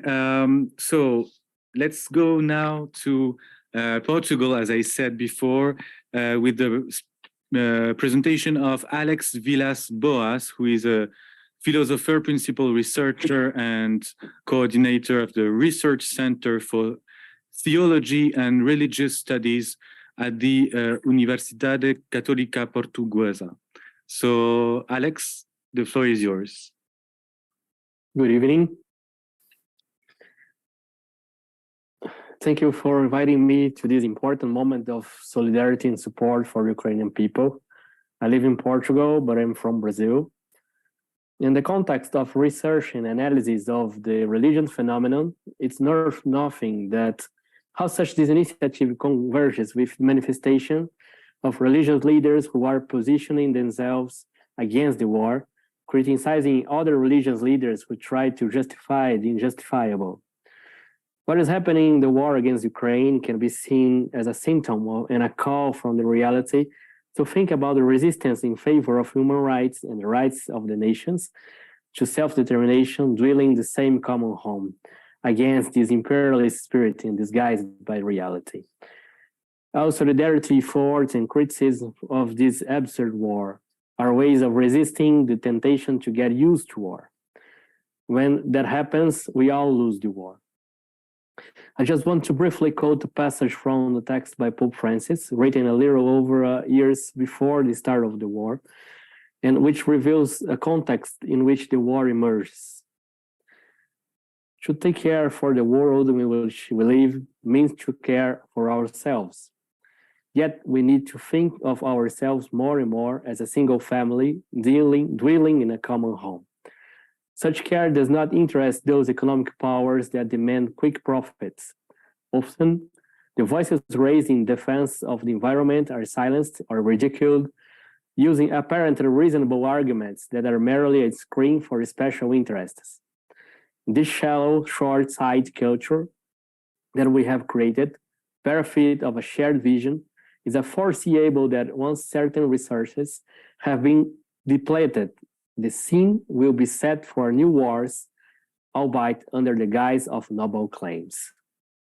So it's maybe we are living this moment with the temptation to think the war with some noble claims, as we see in the TV in these last days. So there's a initiative to these days there's an initiative to don't forget and don't let us not to grow accustomed to the war. It's a way to resist.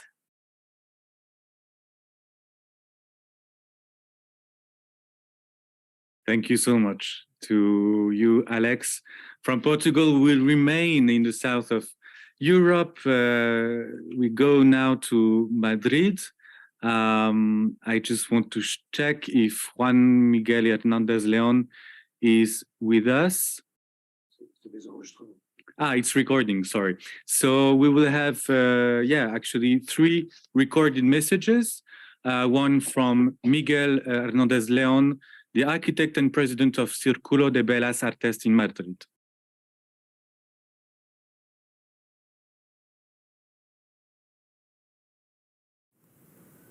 Desde el Círculo de Bellas Artes, que me honro en presidir, queremos estar presentes en ese fórum de la cultura por Ucrania. Y queremos estar por varios motivos importantes. En primer lugar, como una oposición total a esa guerra de invasión criminal de la Rusia de Putin, que ha transgredido todas las legalidades posibles y todos los hechos fundamentales de la humanidad actual. Pero también, sobre todo, la cultura se manifiesta a favor de una cultura por Ucrania, porque en la fundamentación, en la supuesta fundamentación de lo que es la agresión criminal sobre el pueblo de Ucrania, está una idea, está una ideología reaccionaria antioccidental. La justificación parece que proviene de que los valores europeos, occidentales, son unos valores a eliminar. Y claro, ¿cuáles son estos valores europeos? La libertad de expresión, los derechos igualitarios, los derechos identitarios, tantas y tantas cosas que ya, como un precedente de alerta, se venían transgrediendo, se venían prohibiendo, se venían censurando en esa nueva Rusia que Putin comanda. Y esto es lo fundamental, esto es lo fundamental. No solo se trata de denunciar esa guerra criminal, sino se trata también de desmontar todas las falacias, todas las mentiras y todos aquellos aspectos y factores que parecen que justifican, en cierto modo, para una mentalidad reaccionaria como la de los dirigentes rusos, el hecho de que se sienten amenazados por Ucrania. ¿Qué es esta amenaza? La defensa de la democracia, la defensa de la libertad de creación, el rechazo a una cultura identitaria que segrega y anula, por tanto, la otredad. Si eso es lo que hay que combatir, nosotros estaremos siempre en el apoyo a través de las instituciones culturales europeas que nos sumamos a esta defensa del pueblo ucraniano y de su cultura. So now we will listen to Marife Santiago Bolaños. She's a writer. She holds a PhD in philosophy. She's a professor now of aesthetics and theory of the arts at the Universidad Rey Juan Carlos. Her literary and essayistic works are born from the respectful dialogue between thought and creativity, a territory to weave a world where equality between men and women is the foundation of a universal culture of peace. So let's listen to her message.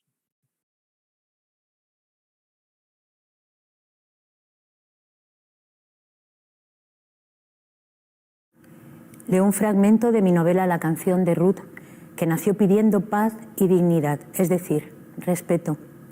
La historia reciente es presencia, está adelante y nos muestra una y otra vez dolor y humillación en las vidas humanas. Las mujeres, los hombres, no somos un mapa ni una cifra. Lo advirtió ya Homero en su obra que clama tantos siglos después por un mundo donde sepamos darle hospitalidad a la esperanza. La guerra es un combate que causa lágrimas. Y María Zambrano, se trata no solamente de que no haya guerra, sino que se trata de establecer la vida en vistas de la paz. Y la paz es un modo de vivir, un modo de habitar en el planeta, un modo de ser hombre. Añado yo, la violencia es una veta miserable que cubrimos con canciones. La canción de Ruth, fragmentos. 1. En la casa de Marina Svetaeva copiamos unos versos. Es tiempo de ardientes arbitrariedades, de calladas peticiones. Es tiempo de hermandades sin tierra. Es tiempo de orfandades sin fronteras. 2. Que los maestros de estos niños no se rindan, que sigan inventando para estos niños el futuro, que la bondad guarde la desdicha y la grandeza de esos dibujos, que el candor dé testimonio de tanta tristeza indeseable. Que los huérfanos, que los abandonados, que los que tuvieron que decir adiós para siempre ignoren el odio, abominen de la venganza, que los más pequeños dejen de despertarse cada noche porque en la pesadilla vuelven a bombardear la ciudad, que aquella niña recupere la voz y sea capaz de aceptar la sangre que desfigura el rostro de su madre, que ciertas palabras podridas no golpeen sus labios de niños, que la tierra las transforme en polvo, que estos niños tejan entre todos un manto de imaginación que abrigue su infancia mutilada. que los maestros de estos niños no se rindan, que sigan inventando para estos niños el futuro. Así sea, así sea. Que el destino proteja a quienes pasaban la frontera temblando, que el destino proteja a quienes perdieron a sus amantes, a sus hermanos, a sus padres en la ignominia de las fosas comunes. Que no enloquezcamos, que no enloquezcamos. Que el destino proteja a los niños que se tragan la soledad, que enmudecen de dolor animal, que se quedan dormidos de tristeza y cansancio adulto.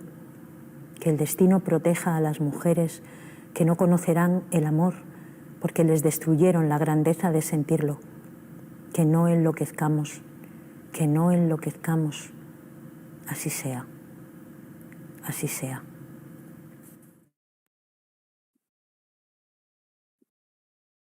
So thank you so much to Marifé. Now we will hear the message of Esther Ben-Dahan.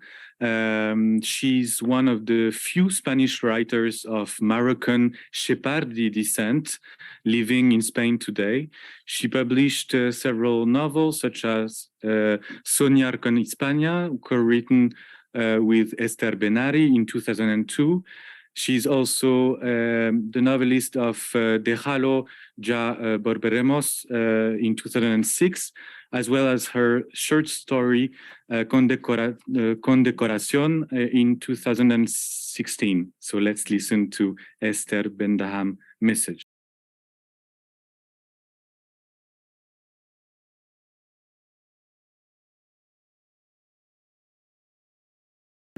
Shabbat Shalom, desde Madrid, Shabbat Shalom, Vladimir Zelensky, pueblo ucraniano, tan cerca de nosotros, parte de Europa democrática, la Europa que quiere ser libre y que está luchando por la libertad, pero también es una Europa judía.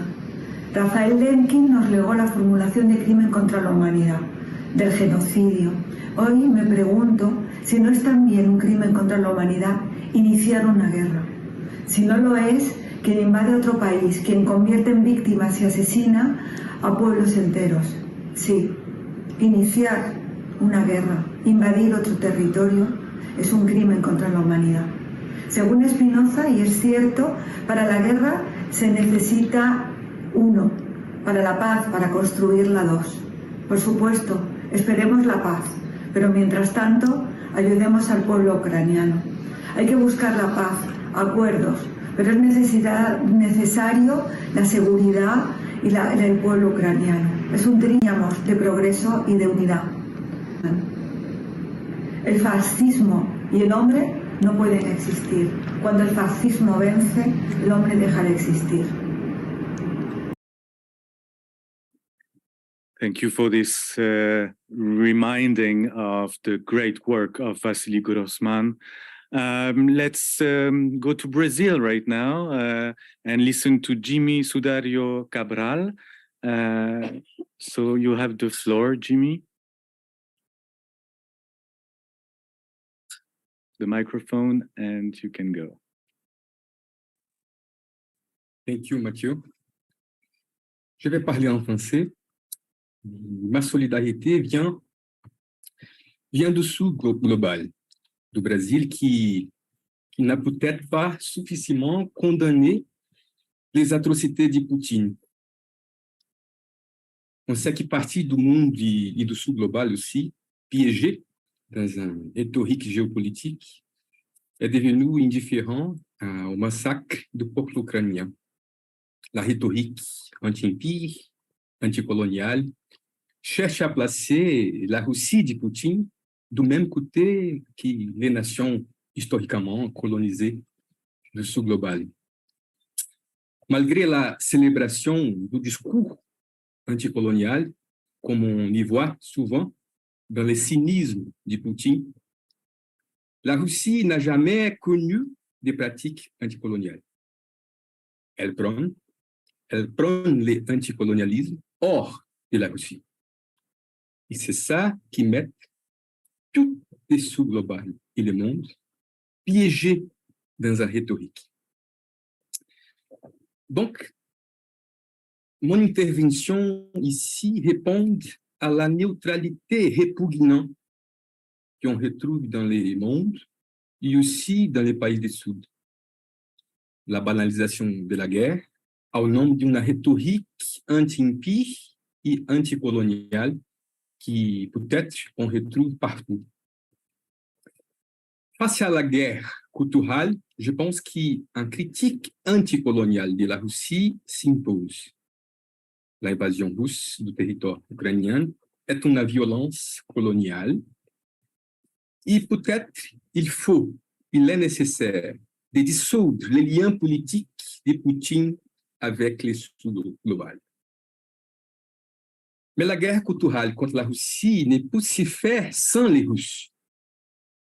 Il faut surtout l'appellation, la convocation morale de toutes les Russes.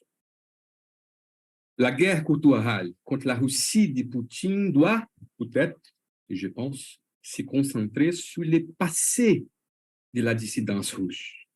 Cela signifie lire l'art russe contre l'impie, comme une source de la dissidence envers l'impie, et non de rejeter, l'abandonner au nationalisme de Poutine. Je pense que le slogan « Pushkin is not Putin » n'est pas naïf. Nous ne pouvons pas tomber dans la piège de certains discours anticoloniaux.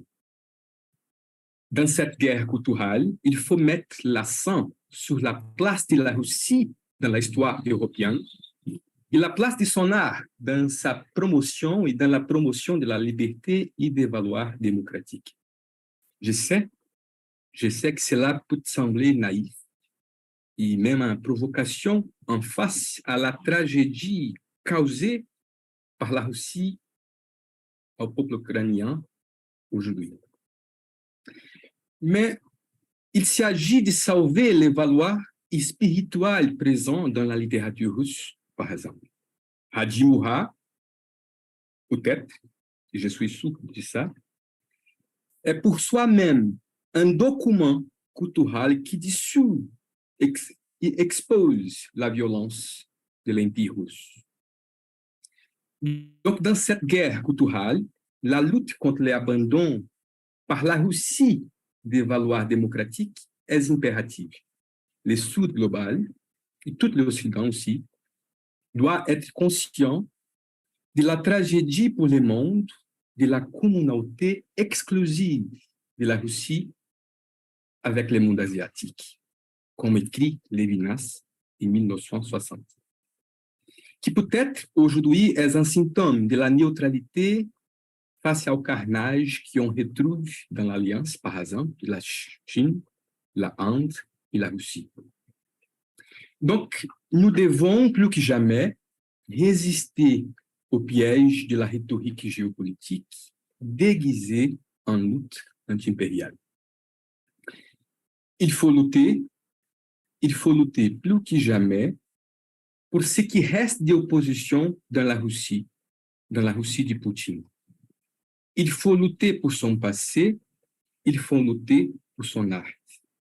Il faut surtout interpeller les Russes, les convoquer, les Russes, moralement, pour lutter contre Poutine.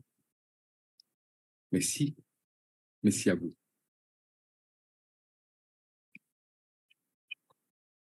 Merci beaucoup, Jimmy. Thank you so much. Can you just tell us where you are right now?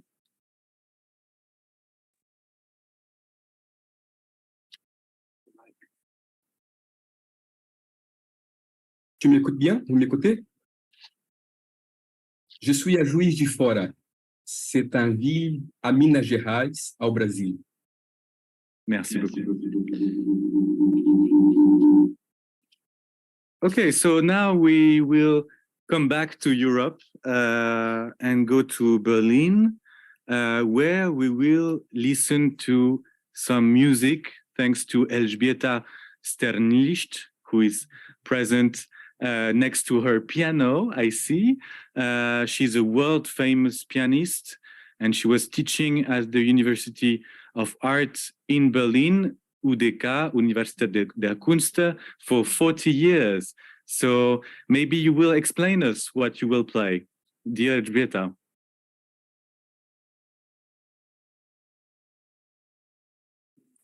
Oui, bonjour. Alors, bonjour à tous et toutes, et surtout à l'Ukraine. Quelques mots sur les choix de mon programme. Ligeti, un grand compositeur du XXe siècle, né en Transylvanie, à la frontière de la Roumanie et la Hongrie, dans une famille juive. À l'âge tendre, il a perdu son père et son frère dans un camp nazi. Sa mère, elle, a survécu. Et lui, il s'évade pour tomber au camp russe. Grâce au grand feu au camp, il a pu fuir. Rentré en Hongrie, il est témoin en 1956 comment les soviétiques ont écrasé dans le sang un soulèvement contre le régime communiste. Sa musique, toujours en alerte, même parfois rude, porte les traces d'amertume qui l'accompagneront toute sa vie. Et Chopin, c'est toujours bien de le jouer et de l'écouter. Mais en même temps, c'est mon salut polonais et chaleureux aux Ukrainiens.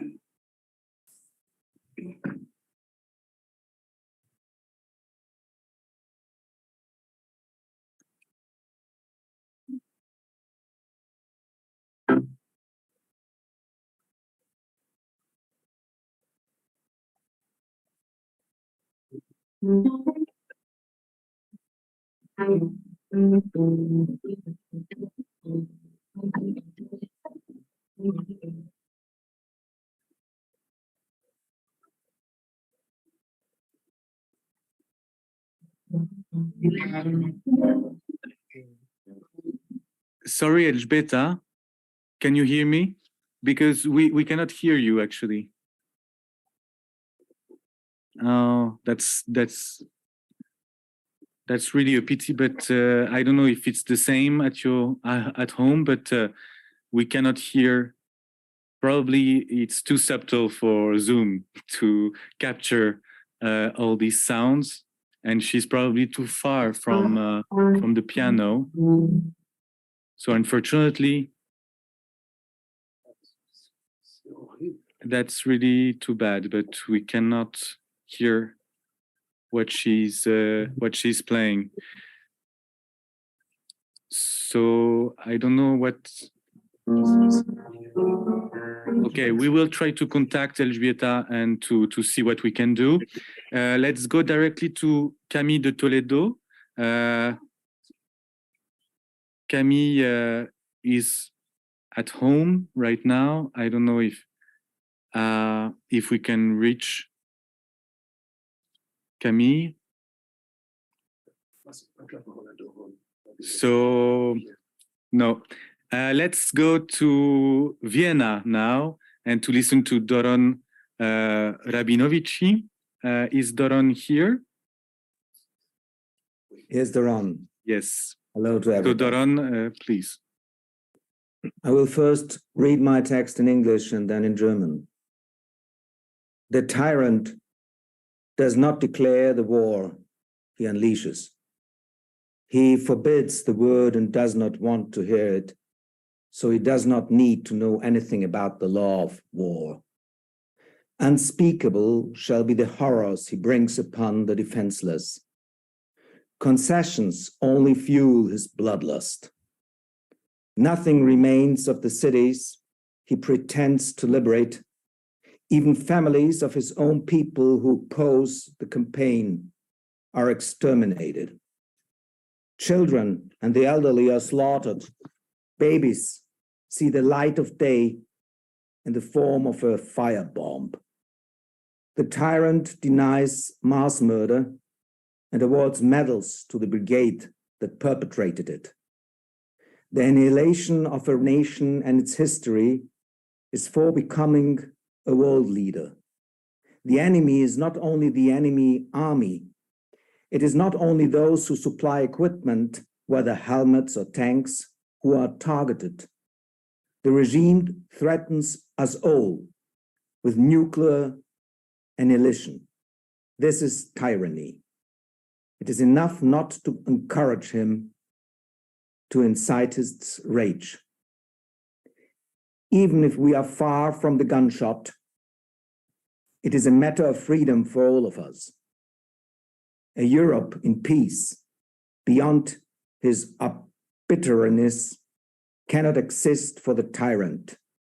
That is why he supports all those who, whether in Brussels, Berlin, Paris, or Vienna, undermine democracy.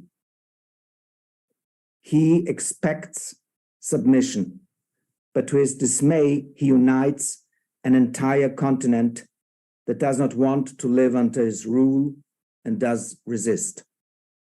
His power is based on fear and terror.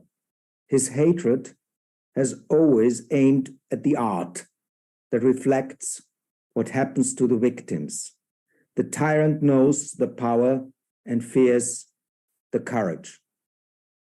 They are the images of the fighters, the fleeing ones, the murdered, the maimed, the raped, the tortured. They look at us. Who has eyes, let him see. Der Tyrann erklärt den Krieg nicht, den er entfesselt. Er verbietet das Wort und will es nicht hören, so braucht er vom Kriegsrecht nichts zu wissen. Unaussprechlich sollen die Schrecken sein, die er über die Wehrlosen bringt. Zugeständnisse schüren bloß seine Blutgier. Von den Städten, die er vorgeblich befreit, bleibt nichts. Selbst Familien des eigenen Volkes, die sich dem Feldzug entgegenstellen, werden ausgerottet. Kinder und Alte werden niedergemacht. Säuglinge erblicken das Licht der Welt in Form einer Brandbombe. Der Tyrann leugnet den Massenmord und verleiht jener Brigade, die ihn verübte, Orden. Die Auslöschung einer Nation samt ihrer Geschichte ist das Mittel zum Ziel, Weltmacht zu sein. Feind ist nicht nur die gegnerische Armee. Ins Visier gerät nicht allein, wer Ausrüstung liefert, ob Helme oder Panzer. Das Regime droht uns allen mit atomarer Vernichtung. Das ist die Tyrannei. Es genügt, ihr nichts mehr abkaufen zu wollen, um ihre Wut zu reizen. Auch wenn wir weit vom Schuss sind, geht es um unser aller Freiheit. Ein Europa in Frieden jenseits seiner Willkür kann es für den Tyrannen nicht geben. Darum unterstützt er alle, die, ob in Brüssel, Berlin, Paris oder Wien, die Demokratie untergraben.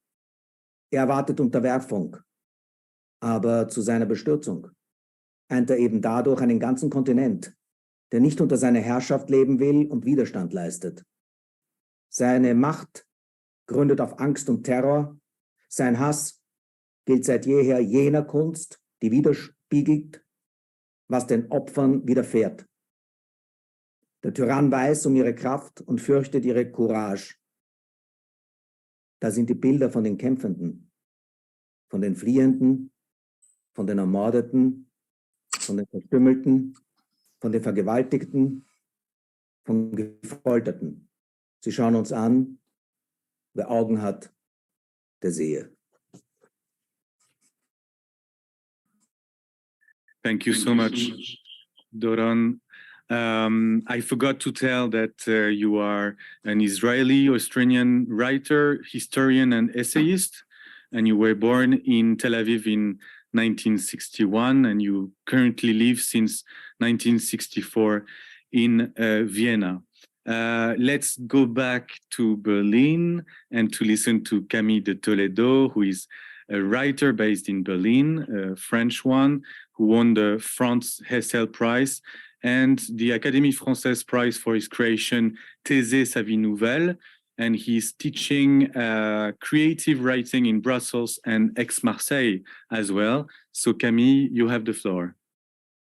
Thank you, Mathieu. Thank you so much. Happy to be here with you all. It's been very moving to hear your testimonies. I will speak in English. I will just maybe do a direct translation into French. I really appreciate the angle of this forum so that we can hear all the languages spoken. It is heterotopy in action, and so it's very important to hear that we are, in a way, this sort of diversity that the situation now is showing, that Russia doesn't want to hear about diversity. And so also I think it's very important to hear all those languages. So thank you for organizing all this forum. My gratitude to all who have organized it. And I'm not going to be long. I just wrote a little text just right now by listening to all your testimonies. And I would like just to address this little text to the Ukrainian peoples. Just one little thing. I also about the forum. I think it's really important to bridge right now a culture that is forced to wage war, and with a Europe that is also, not at war, but also forced into this conflict in a way. And I think it's really important to bridge that. And when I was listening since months to all my Ukrainian friends and writers, and I especially also say hello to Constantin, I was thinking, well, maybe before, as a sort of Western classical European and inspired by a lot of readings like Stefan Zweig and others, the feeling was that there was peace and war, and there was this very strict opposition, and we as European wanted peace. But what appears in this conflict is that there's two radical different ways of waging war: a war that is ethical, that is just, and a war that is about power and that is barbaric. So now I will just read this little text and address it to the Ukrainian people. Thank you for your courage. Thank you for your humanity, for your humor. Thank you for your intelligence, for your humanity, your determination. Thank you for your dignity, your spiritual power. Thank you for your hopes, for your struggle. Thank you for your resistance, for your cleverness. Thank you for not changing warfare into hatred. Thank you for your joy at the heart of pain and suffering. Thank you for your poetry, your music. Thank you for making Europe more human. Thank you for giving us the chance to help. Thank you for your love of freedom, your love of peace. Thank you for tracing a clear line between fraternity and hatred, between life and death, between democracy and tyranny. Thank you for the future, the present. Thank you for not kneeling down and for standing strong. Et en français, j'en ferai quelques-uns, mais juste pour qu'on entende aussi ces différentes voix qui se complètent. Moi, j'ai beaucoup travaillé sur des questions de traduction. Merci pour le courage, pour l'humanité, pour l'humour, pour l'intelligence. Merci pour l'humanité, la détermination.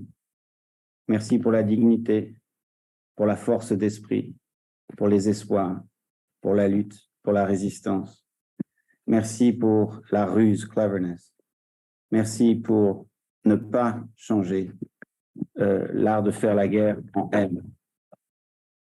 Merci pour la joie au cœur de la souffrance et de la douleur. Merci pour les poèmes, la musique. Merci pour faire de l'Europe ou accompagner l'Europe pour qu'elle soit plus humaine. Merci de nous donner la chance d'aider. Merci pour la liberté, pour l'amour de la paix.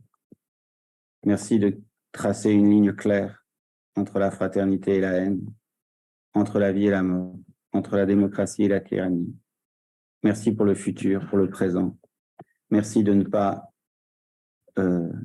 s'agenouiller. Merci de rester droit et fort. Voilà. J'ai traduit en direct. So thank you for all, and I will now just leave the speech to other people. Thank you so much. Camille, for this very touching and very beautiful text. We will try to go back to the flat of Elżbieta, who was supposed to play Ligeti's piece. So maybe we try again. Dear Elżbieta, do you want to play something for us? Yes, but I play now Mazurka de Chopin as c'est finish. There is no sound. You don't hear me? Yes, we hear.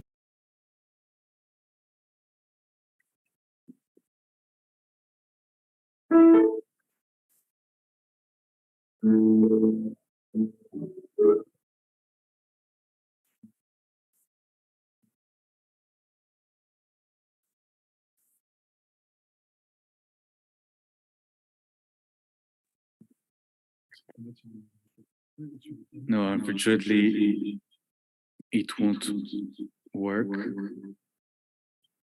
Yes, it won't work. So we will go right now to another European capital, Rome, where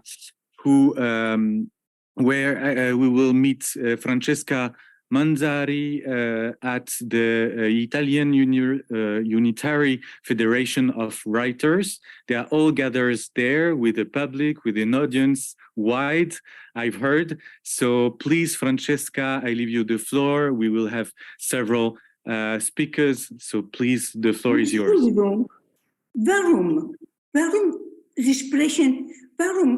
Pourquoi vous parlez pendant que je joue?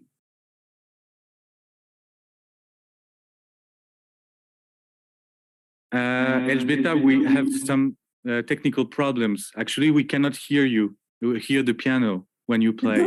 You don't hear? You heard me now? So we are very sorry that we cannot listen to you, Elżbieta. Don't hear me? No, we don't listen. As soon as you play, there is no sound. So sorry. But you heard me now. Yes, your voice, yes, but the piano, no. I can't understand. Sorry. So let's go to Rome. Can you switch off on your microphone and start, Francesca? Good evening, everybody. We are glad to be here in Rome at the Theatre of the FUIS, Federazione Unitaria Italiana Scrittori, in connection with so many other intellectuals and artists in other countries, to express our solidarity with Ukrainian resistance against the Russian invasion. This demonstrates the capacity of culture to wage a mental fight against war, and against this war in particular, that is in many ways like an old-fashioned explosion of barbarism, which all cultured people in the democratic world have the duty to oppose by all means. Let me introduce the president of the FUIS, Antonio Rossi, for a word of welcome. Thank you. Buonasera e ringraziamo per questa bellissima iniziativa coloro che hanno promosso questi incontri. Grazie a tutti e gli scrittori italiani sono lietissimi di partecipare a questa iniziativa. Noi non siamo nuovi a questo perché abbiamo già fatto a Monte Cassino un'altra iniziativa per la pace e ricordo che a Monte Cassino ci sono 6 cimiteri con 25 caduti con tanti caduti di 25 nazionalità e faremo prossimamente un'altra iniziativa per il 25 aprile per l'anniversario della fine della seconda guerra mondiale. Gli scrittori italiani sono da tempo per la pace, perché sanno che è la pace che dobbiamo conquistare e gli scrittori italiani non hanno confini e vogliono la pace. Sappiamo benissimo che ci sono dei responsabili che puntano a fare le guerre Tra questi sicuramente ci sono i fabbricanti di armi. Noi siamo per la pace e vorremmo sapere da tutti quanti morti ancora sono necessari per poter conquistare la pace. Quanti bambini, quante donne, quanti uomini, quanti vecchi, quanti anziani devono morire per ottenere la pace, non solamente per quanto riguarda la Russia e l'Ucraina, ma soprattutto perché in questo momento ci sono 25 paesi con 60 conflitti. Noi siamo per la pace e io offro i fiori alle signore che stanno con me e insieme agli scrittori italiani offriamo i fiori a tutti coloro che vogliono la pace. Pour la paix, para la paix, for peace, pacem in terris. Merci. Thank you.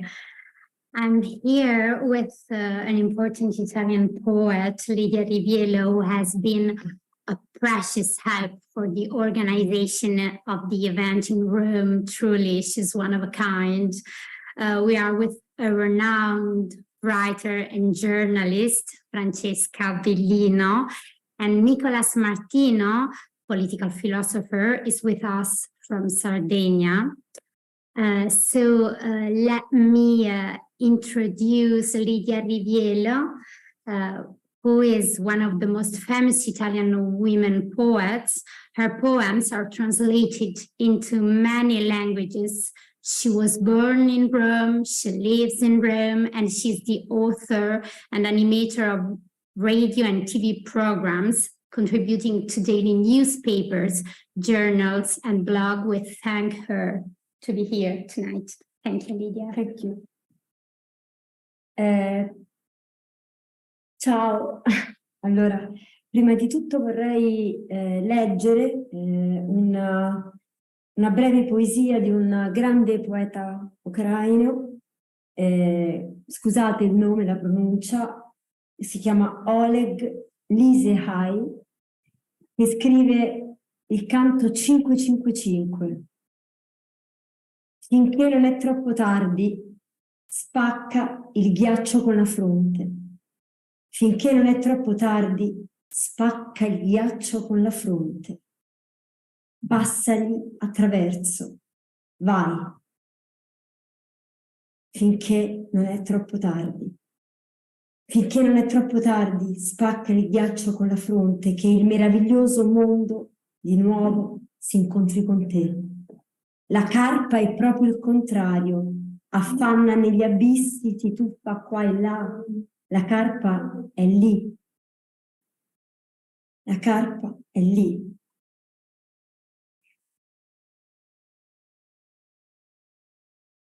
La carpa è lì, da prendere prima o poi, ma tu sei un uomo e non appartieni alle reti.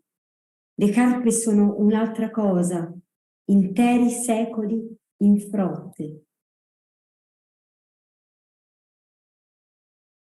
Le carpe sono un'altra cosa, tuffarsi in cumuli di sabbia paurosi e bui per ricomparire nell'altro estremo. Ma il nostro tempo non è da sempre inseguito? Una aletta striscia l'altra, è andata, ti senti abbandonato? Ma sei un uomo. Non diventare codardo, dai guai ne uscirai ancora una volta.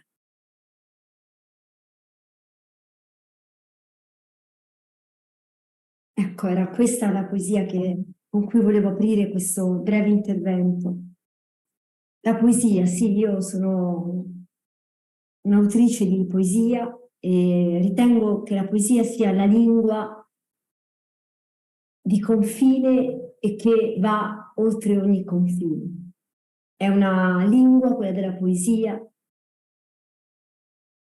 che sta tra la guerra e la pace, in una situazione di mediazione, paradossalmente come fosse un'altra lingua, che interferisce, che si abbatte, che interviene, che reagisce.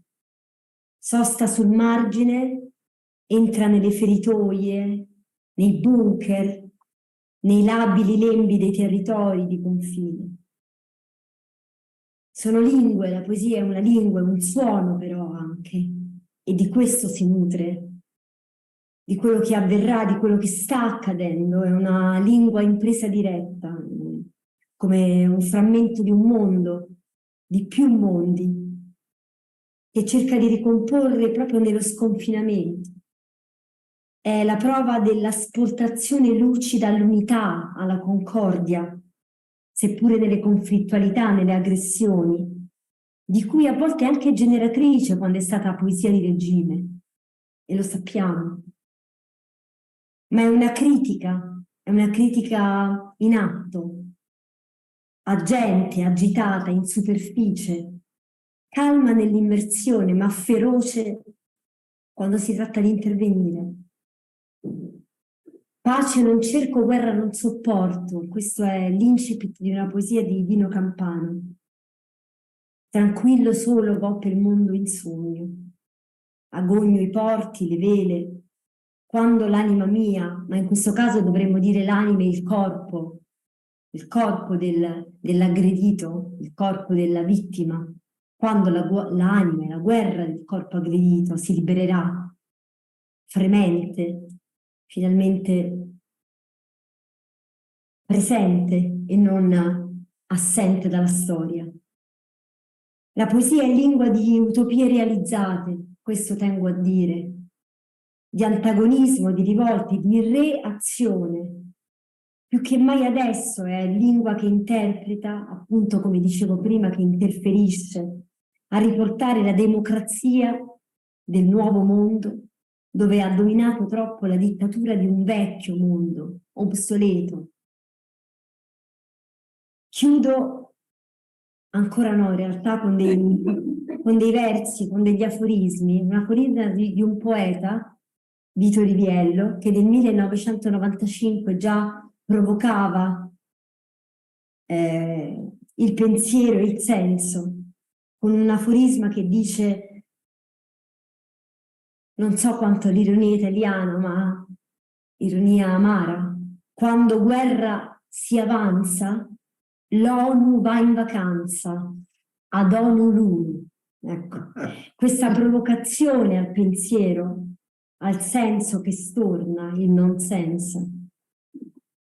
Riflettevo che quando fino a 20 anni fa avevamo come generazione, pur avendo mancato a tanti interventi di militanza reale e rendendoci forse solo ora consapevoli con questa guerra, questa aggressione, di cosa è la guerra e di cosa può portare la pace, ovviamente una pace difficile, una pace che devono accettare soprattutto, determinare gli aggrediti.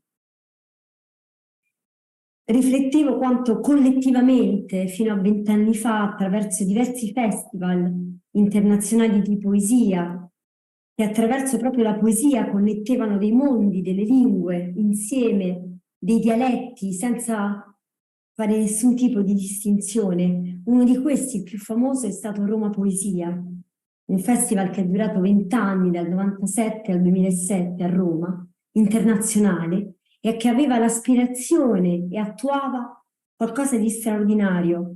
Addirittura i festival venivano chiamati con i nomi dei continenti e con tutti gli artisti, non solo poeti, artisti, filosofi, intellettuali, scienziati, medici. Si chiamavano Brasile Poesia, Giappone Poesia, Africa Poesia, e permettevano proprio alla poesia di oltrepassare quella condizione spesso normativa e che riguarda appunto la cultura dello Stato, riguardava la cultura dello Stato delle cose così com'erano e cercava di sovvertirle. Ecco, riuscire a rifare adesso un festival mondiale della poesia, con altre consapevolezze, quelle più feroci, quelle più forti, quelle di adesso, è una delle grandi aspirazioni, dei grandi progetti in realtà che insieme a tanti compagni, poeti, filosofi, non solo, stiamo pensando di riprendere, adesso più che mai, insieme a quello che una volta veniva chiamato il pubblico della poesia, che adesso non è più il pubblico della poesia, siamo tutti agenti, tutti attivi. E per salutare e passare la parola alla mia compagna di strada Francesca Bellino, voglio veramente leggere la poesia di Dino Campana, di cui io avevo parlato all'inizio. Pace non cerco, guerra non sopporto, tranquillo e solo vuoto il mondo in sogno, pieno di canti soffocati. Agogno la nebbia, il silenzio in un gran porto pieno di vele lievi, pronte a salpare per l'orizzonte azzurro, dolci ondulando, mentre che il sussurro del vento passa con accordi brevi, e quegli accordi il vento si diporta lontani sopra il mare sconosciuto, sogno. La vita, la guerra è triste ed io sono solo, la pace non ci renderà più soli. O quando, in un mattino ardente, l'anima mia si sveglierà nel sole eterno, libera e fremente. Molto bene. Thank you, Lidia. Grazie a tutti. Thank you. Let me introduce Nicolas Martino, who is a philosopher, founder with Ilaria Bussoni of two important journals, Italian journals. He's a philosopher who is interested in political philosophy, and he teaches at the Rome University of Fine Arts. Nicolas, are you there from Sardinia? Ecco, mi sentite? Yes, we hear you. Bene. Buonasera, grazie intanto per l'invito. Io parlerò in italiano e intanto sono molto d'accordo con quello che è stato detto dai miei amici e insomma dai miei compagni che sono a Roma, che insomma l'ultimo intervento di Lidia che insiste su che cosa? Su questo. Io sono convinto da tempo che quello che noi stiamo vivendo nel mondo da diverso tempo sia una crisi di civiltà, no? Un cambiamento di paradigma complessivo che è simile probabilmente a quello che è successo in altre epoche storiche. Io penso sempre al passaggio dalla civiltà greco-romana a quello che poi abbiamo chiamato Medioevo, o se volete, insomma, no? Dal Medioevo poi al Rinascimento e poi alla modernità, cioè una crisi di civiltà, la fine di un mondo che porta con sé l'inizio sempre di un nuovo mondo. Chi è che costruisce un mondo nuovo? Chi è che rende possibile nella crisi di un mondo ormai vecchio, decrepito, che sta finendo, la nascita di un mondo nuovo? Beh, un mondo nuovo secondo me è un problema essenzialmente di linguaggio, di lingua, di parola. E quindi a costruire un mondo nuovo fondamentalmente sono inizialmente i poeti, gli artisti in generale, ma chi lavora con la parola. Questo lo dico perché se noi pensiamo a quello che sta accadendo in questo momento, cioè alla guerra e al conflitto russo-ucraino, dico comunque la si pensi, anche questo è stato già detto, ma forse va sottolineato, comunque la si pensi sulle dinamiche che hanno scatenato questo conflitto, portando appunto irrimediabilmente poi alla soluzione dello scontro armato, ovvero alla guerra, e quindi comunque la si pensi sulle responsabilità di una parte o dell'altra. È chiaro, questo lo sappiamo, che c'è un aggredito, un aggressore, che quindi ci sono delle responsabilità. Ma indipendentemente da come la si pensi su queste responsabilità, quello che è successo, e quello che sta succedendo, è che improvvisamente, immediatamente, noi tutti siamo stati precipitati dentro una logica, uno scenario che è tipico del secolo che noi pensavamo di esserci veramente lasciati alle spalle per sempre. Cioè siamo stati tutti precipitati improvvisamente di nuovo nel mondo che sta morendo, ma che non rinuncia a morire, con tutte le sue logiche, le sue dinamiche anche psicopatologiche.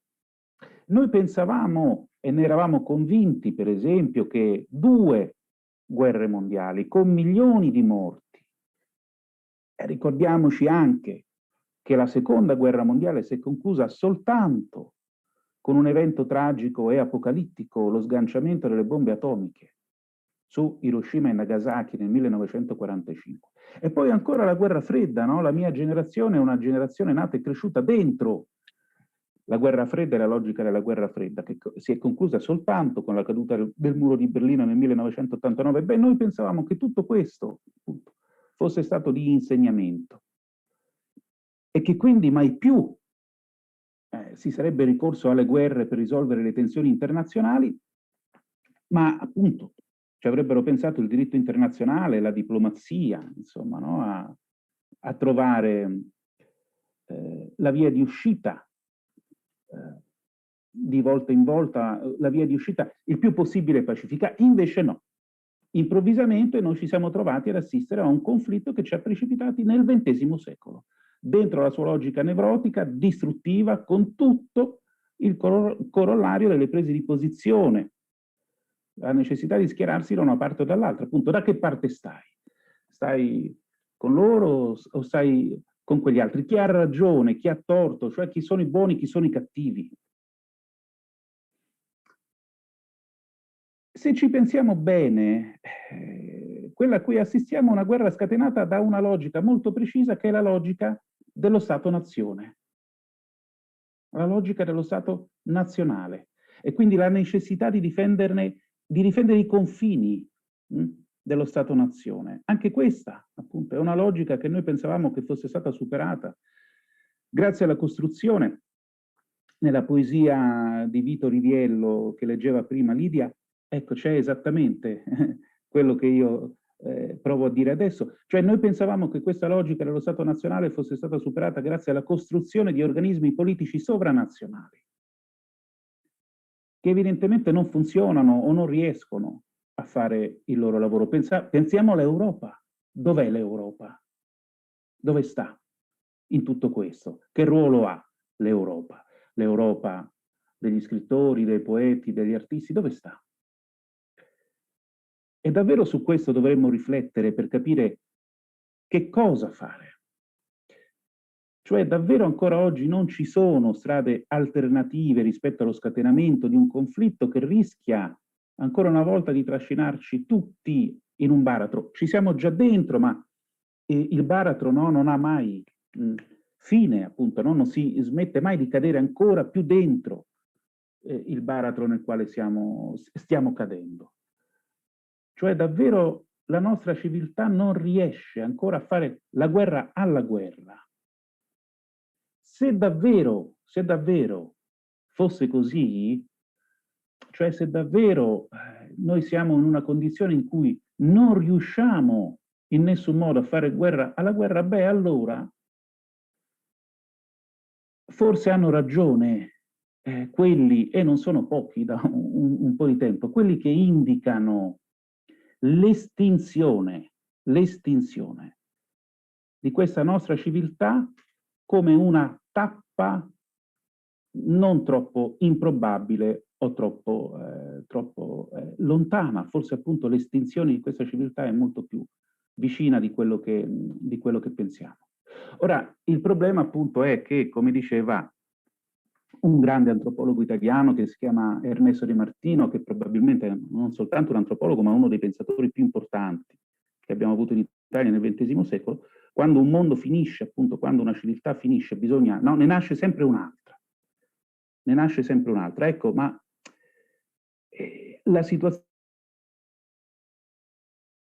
in cui ci troviamo rende più difficile, mi sembra che renda più difficile riuscire a intravedere i segni di questo nuovo mondo e di questa nuova civiltà. Il conflitto a cui noi assistiamo in qualche modo ci rende più difficile vedere questi segni, se non appunto nella parola poetica che appartiene ai poeti, agli artisti, agli scrittori, che in questa situazione non possono fare altro che continuare a fare poesia come arma di resistenza all'orrore nel quale siamo improvvisamente, contro la nostra volontà, precipitati. Grazie, io mi fermerei qua, spero che si sia sentito perché e quindi che abbiate sentito. Va bene, grazie ancora, grazie. Thank you, Nicholas. I'm honored to introduce Francesca Bellino, who was born in Salerno and lives in Rome. She's a writer, a journalist, an animator, and writer of radio and TV programs. For years, she has worked on culture and transculturality, migration, stories related to the feminine world. On the environment of the human rights in the Arab Mediterranean region, with a particular interest for the relations between the south and the north shores of the Mediterranean. I give you Francesca Bellino. Grazie, thank you Francesca. Buonasera a tutti, ovviamente un pensiero agli ucraini questa sera, però ecco, quello che volevo portare, aggiungere con la mia presenza qui in questa serata è un po' la riflessione che appunto, come dicevamo in apertura, le guerre sono tante e quello che vivono i popoli in guerra sono emozioni e drammi simili, universali, e quindi volevo portare la voce di poeti, continuiamo a rimanere sulla poesia, poeti del mondo arabo-mediterraneo, in particolare 2 siriani e un palestinese. Quindi vi leggo queste poesie. Je me prêterai à un truc comme ça. C'è stata un'interferenza, non so. Yes, there is someone who's talking on the C'è qualcuno che... Go ahead. Non so, io continuo a parlare perché non so se questa interferenza ci vuole fermare o se non lo so. No, continuo. Ok, allora io continuo. Continuo, quindi ecco, vi dicevo, volevo portare la voce di poeti che hanno comunque vissuto drammi come quello che stanno vivendo adesso in Ucraina. Sono poesie molto brevi. La prima è di Hala Mohammed e si intitola Le farfalle emigrate con le famiglie. Le farfalle emigrate con le famiglie sui fagotti dei vestiti, sugli abiti a fiori delle figlie, nelle tasche delle donne, nella supplica delle mamme, al confine, svestono i colori, entrano in esilio, fotoricordo in bianco e nero. Hala Mohammed è una poetessa siriana. Ora leggo una poesia di Ghassan Zaktan, che invece è un poeta palestinese, ma ci porta sempre in Siria. Prendimi per mano, Sara. Prendimi per mano, Sara, sono cieco, non vedo. Ogni volta che dal tuo palmo si leva il profumo dell'erba tostata, mi viene da piangere. Prendimi per mano, tu che conosci le erbe. Sono bambino e non so, mi tremano le gambe. Quando ti chini su di me e senza volere davanti ai miei occhi oscillano liberi i tuoi seni. Non conosco la strada per Aleppo. Prendimi per mano, Sara. Mia madre dorme. Mio padre l'ha preso il fiume. E io non ho sogni per dormire. I miei fratelli, i tessitori, li hanno portati ad Aleppo. Mi hanno lasciato qui ad annunciare a mia madre al suo risveglio che il fiume ha preso mio padre, i tessitori hanno preso i miei fratelli e lei è morta. Prendimi per mano, Sara, è giunta la notte, il fiume ora è dentro di noi ed io non conosco la strada per Aleppo. L'ultima poesia è di una poetessa siriana che si chiama Guidad Nabi. Il luogo è illuminato dal ricordo. Alle nostre case nell'assenza dopo la guerra e l'abbandono. Tristezza è visitare le rovine di casa tua in sogno e fare ritorno senza polvere sulle mani. Delicatezza è innaffiare i fiori appassiti nel giardino dei vicini, perché quelli di casa tua sono morti secchi, sotto le bombe. Distanza e geografia della sopraffazione che separa città lontane 1000 miglia. In una lasci i panni sul filo del bucato, nell'altra tendi la mano al vento per raccoglierli.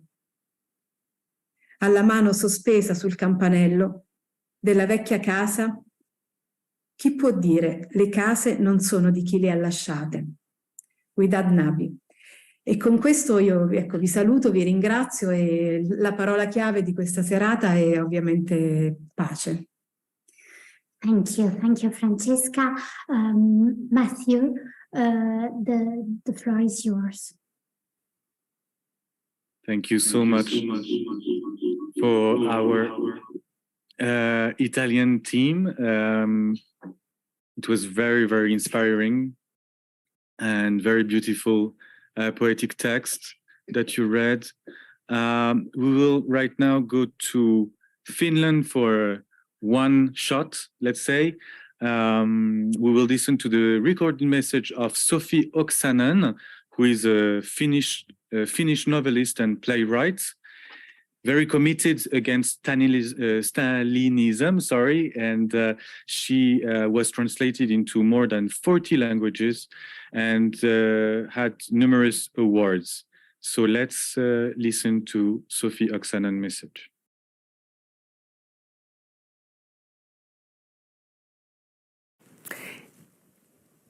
Dear friends and supporters of Ukraine, greetings from Helsinki, Finland. The world has come together to support Ukraine. We are united in our solidarity and we need to keep it that way. We need to keep our focus in our support and in our unity. The recipe might sound simple, but it is not. The aggressor wants to poison it. It knows it cannot have a military win in Ukraine. Therefore, it is trying to get a political win. And it wants to achieve that by exploiting soft spots in our democratic societies. It wants us to get tired of the war. It wants us to start quarrel with each other. It wants us to get involved with something else. It actually trusts that Western politicians will be caught up with something else sooner or later. And we cannot let that happen. We have to take care of our unity, solidarity, and support to Ukraine. Slava Ukraini. Thank you so much to Sofia Oksanen. Now we'll make a little poetic pause with Yevhen Soya, a Ukrainian poet from Odessa. He will give us a little poem, short poem. He's a refugee in Paris, here in Atelier des Artistes en Exil. So let's listen to him. Вітаю. Мене звати Євген Соя, я поет з Одеси. Для мене велика честь брати участь у цьому заході. Дякую за всебічну підтримку моєї країни у ці темні часи. Я прочитаю вам декілька своїх віршів. 2. Цей липень стане століттям. Життя вже інакше важить. Розріжте кримський кавун, і хай тече сік подборіддям. Цього літа Бог нам скаже. Я все сумніваюся, але переконуюсь майже на власні очі. На дотик знаходжу додому дорогу. Перебирати твоє волосся крізь усі вогняні ночі. Це і є справжнє служіння Богу. І ще одне коротеньке. Як співати, не торкаючись цієї струни, хіба можна було таке уявити? Молодість моя не уминула війни, молодість мою наново не прожити. І ніхто навіть не здогадається, тонучи в пахучому цвіті весні, як моє серце про тебе плекається, всупереч темному часу війни. Слава Україні!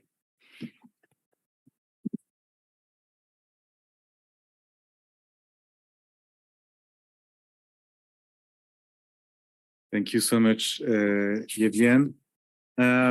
So let's go to Brussels right now, where we will meet Brigitte, that will introduce all our presenters there, Leonor and Marco Polo. Brigitte, are you here? I cannot see you. All right, so maybe we will listen to Suzanne McReynolds from the US, because I just saw that she was among us, but I cannot see her. Ah, yeah. I'm among you. Here I am. So you are Associate Professor and Chair of the Department of Slavic Languages and Literatures at Northwestern University, and your research focuses on reactions to modernity in Russian and German literature, especially issues of nationalism and anti-Semitism. Susan, the floor is yours. Thank you very much, and thank you for this opportunity. Just a quick word about the background that I come from. I'm based in the core of the European philosophical tradition, of course, the German Geistesgeschichte, the classical tradition, highlighted by Kant, Hegel, Schlegel, Schelling, and so on through Marx. And it was with that basis that I then turned to 19th century Russian literature and culture, which is now my specialty. So that's going to do a lot to explain what I say now. So there's a lot of talk about the Russianness of this invasion. We've been hearing about the Sovietness, the Soviet past, the Soviet legacy, Soviet imperial designs, Russian colonialism, and so on. And when I hear that, what I'm hearing is a kind of Western othering discourse of the kind that Said reminds us to be aware of. He's also been invoked in this. I'm here to say that there is nothing specifically Russian or Soviet about what we're witnessing. Of course, Russia is responsible. They are the ones doing this. But it was earlier today, the Iliad was invoked. And I think that those examples of parallels were persuasive and compelling. And I think that there's another classical text from the common heritage that we all have that serves as a parallel for the situation today, and that is Oedipus. Because the answer to the riddle of what's going on today is us, and that all of our attempts to find it elsewhere in some specificity of Russian culture that is alien or exotic are false. What we have here is the return of the repressed, to cite another of the German authorities with whom I'm familiar, Freud. This is an Oedipal drama. The answer to the riddle is us. It's looking at us in the mirror, because what's going on, those of us who watch Putin on TV and watch his minions on TV, those of us who are trying to keep up with the images that Russia is using today, and who also are fans of Leni Riefenstahl and all the images out of the Third Reich, they're very consciously drawing on that. And the parallels with Nazi Germany are not just aesthetic, although the aesthetic ones are quite interesting and significant. But what we have here is the continuation of a very deep, profound, central European philosophical tradition that is the basis of idealism, romanticism, and so on, which gets taken up by someone like Dostoevsky and used by someone like Dostoevsky on this other side of Europe, and transformed in ways that have deep parallels with the way that the aesthetic, philosophical, romantic heritage is being transformed in Germany at the time, when we're witnessing the invention of terms like anti-Semitism and the emergence of concepts like the folk, Narod in German. And it was interesting to hear the kind of classic Herderian ideas about national community being based in vitalism, family, being unique, emotion, and so on, being attributed to contemporary political science, when actually, of course, those go directly back to Herder.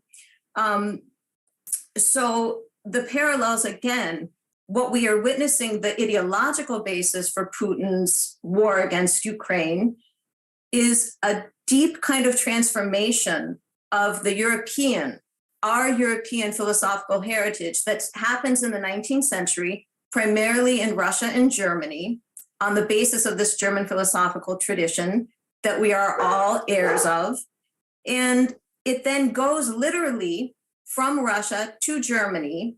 A little known chapter in the history of Nazi ideology is the fact that Hitler in the 1920s, late teens and 20s, that Hitler's ideology was transformed by contact with Russian emigres like Alfred Rosenberg, who was a Baltic Russian, and that Hitler's anti-Semitism and ideology would not have been what they were without that noxious brew of Russian and German cultural ferment in Berlin in the late teens and 20s. And then I would submit that in Russia, the development of this strand of European culture was then interrupted by the Marxist interlude, another sort of Western interlude in Russian history, well, it then went on to dominate world politics for the next decades. And what's happened is that due to all of our actions, this wonderful Europe of freedom, democracy, liberalism, and modernity that we've heard today extolled as the solution to these problems, that we turned our back on the fact that this other strand of the European heritage was allowed to smolder and persist, not just in Russia, but in parts of East Germany and Eastern Europe and in the West as well. I mean, we have them right here in the United States as well, of course. So what I'd like to leave us with is the less comforting and less flattering message that we do need to build our solidarity and place our hopes in the European Western heritage, tradition of freedom, democracy, civil rights, and peace, and so on. But that will never be successful if we continue to evade and elude the fact that what we are witnessing happening today is not some exotic outburst on the fringes of Europe, but is the expression of something central to our culture. Thank you.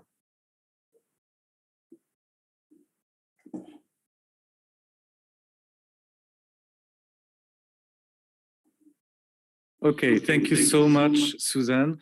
I'm always waiting a little bit to avoid these problems, technical problems, but usually I can't. Okay, so let's go back to Brussels now. Our Brussels team, I see you. I'm very glad you're here. So Brigitte, the floor is yours. Okay, good evening, Europe. We are in Brussels, your capital. Children, you receive from your parents confidence through the value and culture they share with you. This culture is the cement of the nation, the cement of Ukraine. Tonight, we have two actors who will read Ukrainian poems and text. Léonore Frenois, multidisciplinary artist, she works to introduce women in cultural institutions. Marco Willems, actor and political scientist. Marco reads a poem of Taras Shevchenko, poet, ethnographer, and humanist. He marked the Ukrainian nation's resurgence. The title, I Don't Care. Ça m'est bien égal. Que je vive en Ukraine ou non, après tout, ça m'est bien égal. Que l'on se souvienne de moi, que l'on oublie mon existence, moi dans la neige à l'étranger, après tout, ça m'est bien égal. J'ai grandi dans la servitude, et c'est chez des étrangers en esclaves que je mourrai sans voir les larmes de mes proches. De ma vie, il ne restera pas la moindre trace, pas de signe. Dans notre valeureuse Ukraine, dont la terre n'est pas à nous, père et fils m'auront oublié.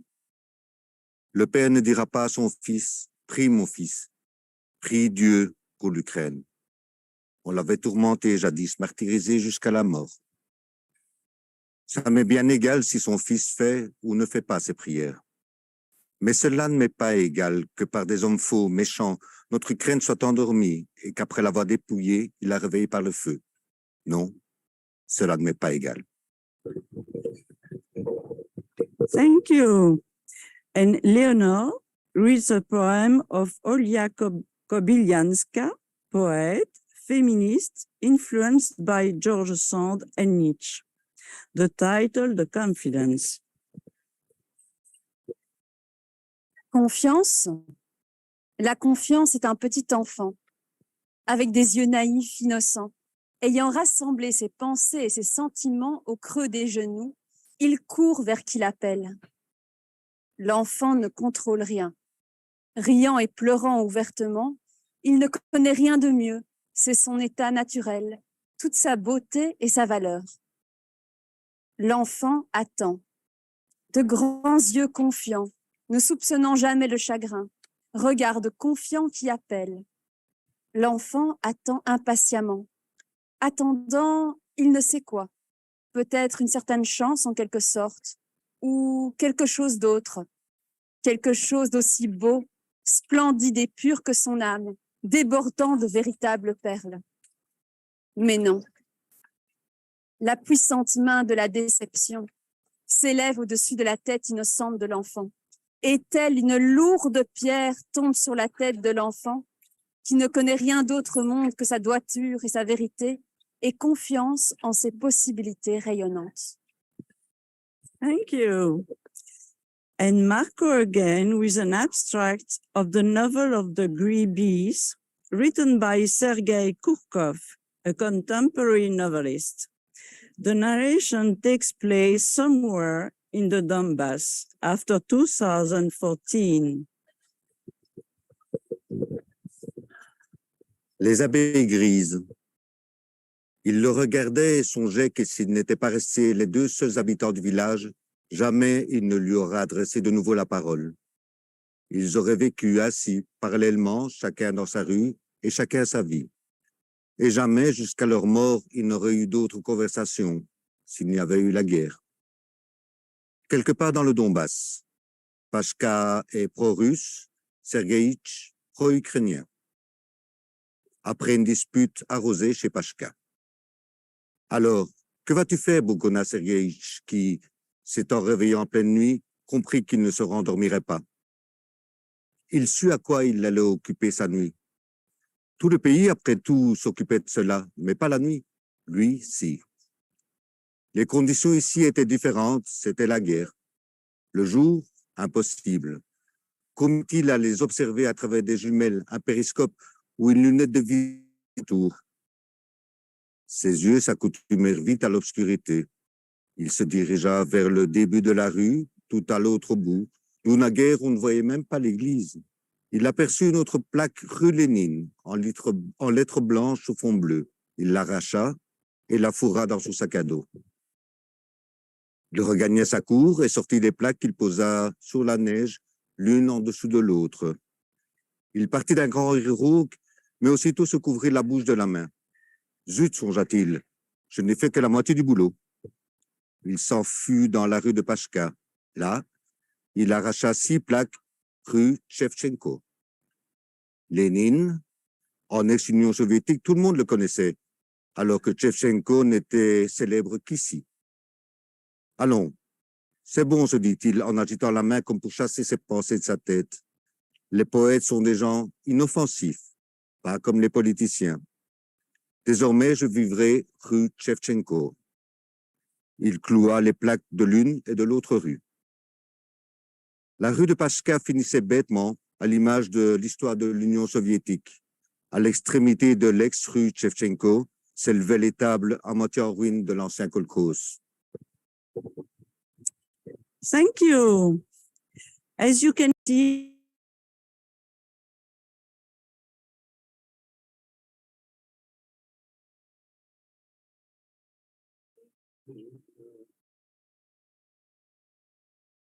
Le micro était éteint.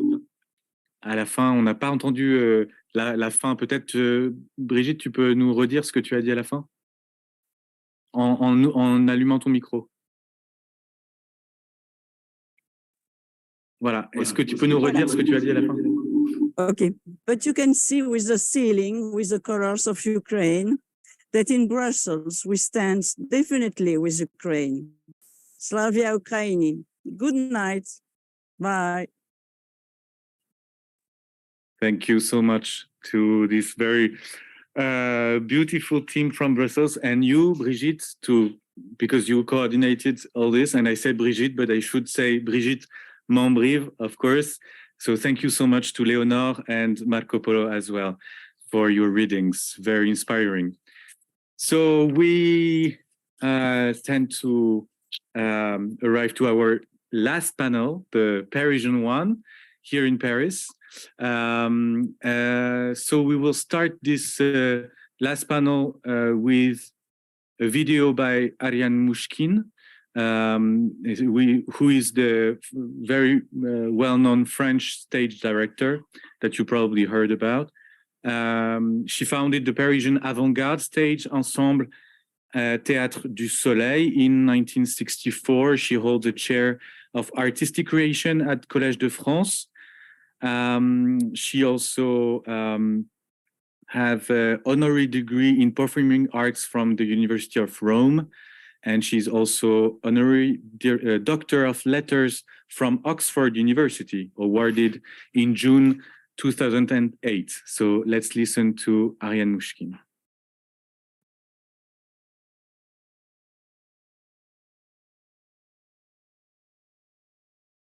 Bonsoir. Comment aider l'Ukraine et l'Europe à gagner la guerre culturelle que leur livre la Russie? Telle est, semble-t-il, la question à laquelle nous sommes quelques-uns à devoir répondre ce soir, au nom de tant d'autres, et non pas celle à laquelle, par erreur, je pensais répondre en écrivant ce petit message et qui était, croyais-je, comment aider les artistes à gagner la guerre culturelle.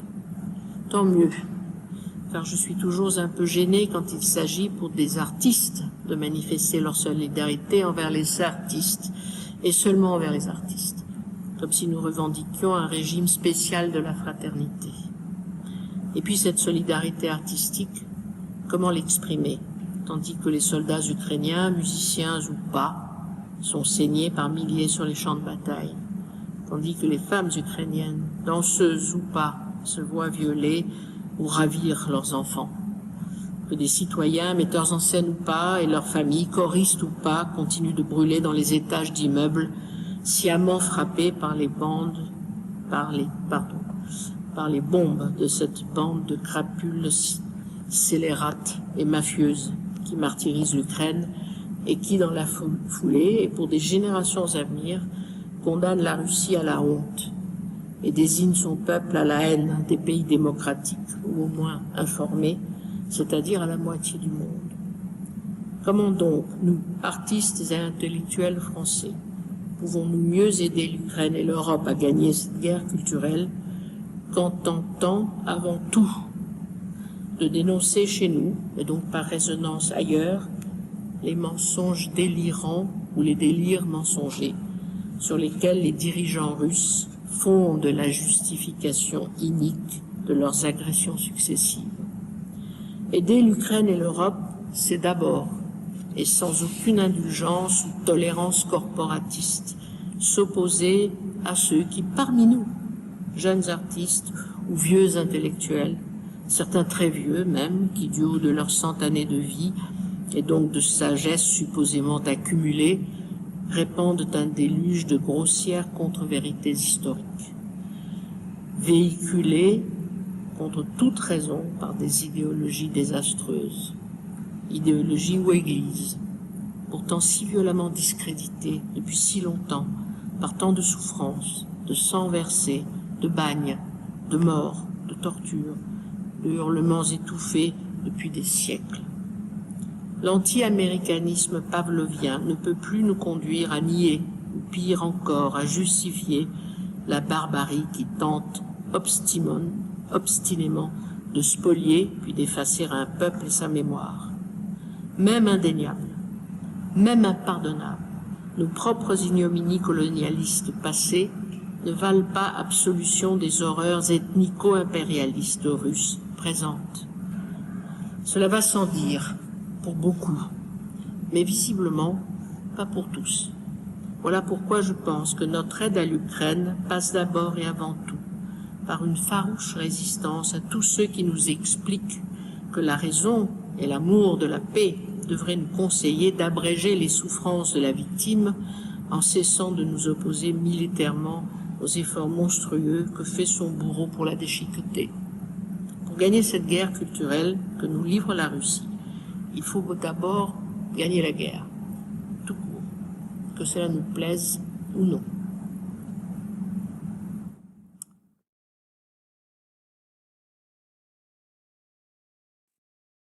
Thank you so much, Ariane Nushkin, for this very interesting and inspiring message for us tonight. We have Robin Renucci's presence normally on the Zoom. Is Robin Renucci there? Robin Renucci is a director of La Criée, French National Theatre based in Marseille. I don't know if... Yes, I'm here. Can you hear me? Right now? Can you hear me? Can you hear me? Maybe not. So, Can you hear me? Yes, you are. Yes, so, est-ce qu'on t'entend? We will... N'est-ce pas? Est-ce que vous m'entendez? Perfect. It's perfect. C'est parfait. Hi everybody.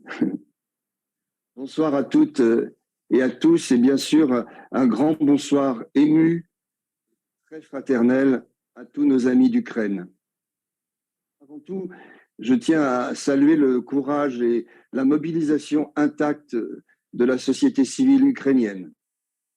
Je vous parle depuis le sud de la France, où je dirige le Théâtre national de Marseille, pour vous dire que les directrices et directeurs de lieux culturels en France, nous voulons avec vous tous, toutes, ce soir, exprimer notre solidarité au peuple ukrainien et aux artistes ukrainiennes.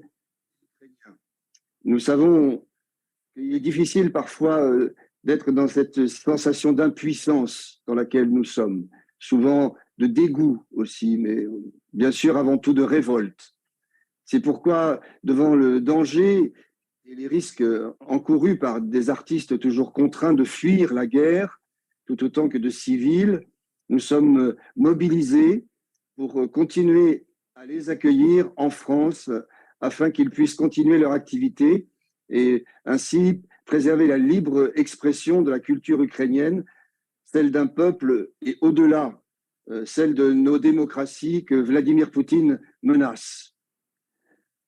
Certains d'entre nous ont envoyé des lettres aux compagnies ukrainiennes pour leur faciliter le passage à la frontière avec l'Europe.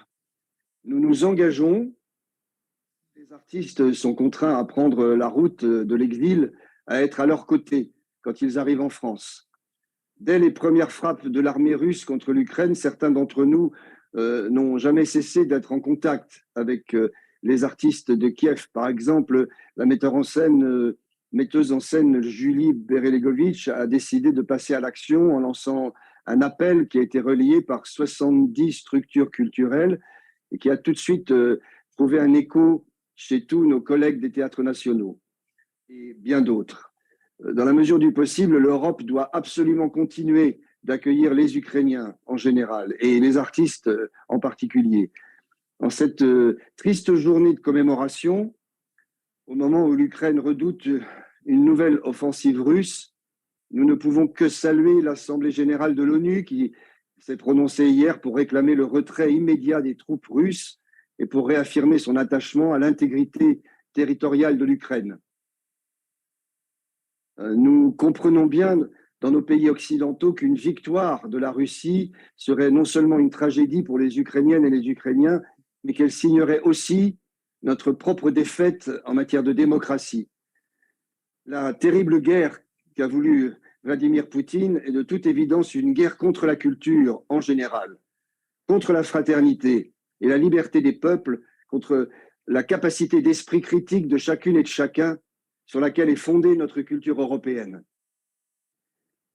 Il me manque face à l'injustice et à la souffrance que subit l'Ukraine depuis un an. Je poursuivrai donc avec les mots du grand poète Jean Tardieu et son poème Oradour qui sonne à mon oreille lorsque j'entends Oradour, Mariupol ou Kyiv. Oradour n'a plus de femme. Oradour n'a plus un homme. Oradour n'a plus de feuilles. Oradour n'a plus de pierres. Oradour n'a plus d'église. Oradour n'a plus d'enfants. Plus de fumée, plus de rire, plus de toit pour des greniers, plus de meubles, plus d'amour, plus de vin, plus de chansons. Oradour, j'ai peur d'entendre Oradour. Je n'ose pas approcher de tes blessures, de ton sang, de tes ruines. Je ne peux pas ni entendre ton nom. Oradour, je crie et hurle chaque fois qu'un cœur éclate sous les coups des assassins. Une tête épouvantée, 2 yeux larges, 2 yeux rouges, 2 yeux graves, 2 yeux grands, comme la nuit, la folie. 2 yeux de petits enfants. Ne pas. Oradour, je n'ose plus lire ou prononcer ton nom. Les hommes, honte éternelle. Les cœurs ne s'apaiseront que par la pire vengeance, haine et honte toujours. Oradour n'a plus de forme. Oradour, femme ni homme. Oradour n'a plus d'enfants. Oradour n'a plus de feuilles. Oradour n'a plus d'église, de fumée, de filles. De soir ni de matin, plus de pleurs ni de chansons. Oradour n'est plus un cri. C'est bien là la pire offense au village qui vivait, et c'est bien la pire honte que d'être plus qu'un cri. La haine des hommes, de la honte des hommes, de notre vengeance qu'à travers toutes nos terres, tout en frissonnant, une bouche sans personne qui hurle pour tous les temps. Je vous remercie. Ici en France, comme pour beaucoup d'entre nous rassemblés ce soir, nous cherchons à exprimer notre solidarité à votre égard, peuple ukrainien. Je veux vous remercier pour votre résistance, cet incroyable esprit de liberté que vous nous offrez comme une leçon à nous tous à travers le monde. Je vous dis bonsoir. À vous, de notre cœur qui bat en bleu et jaune aux couleurs de votre drapeau. Mon amitié.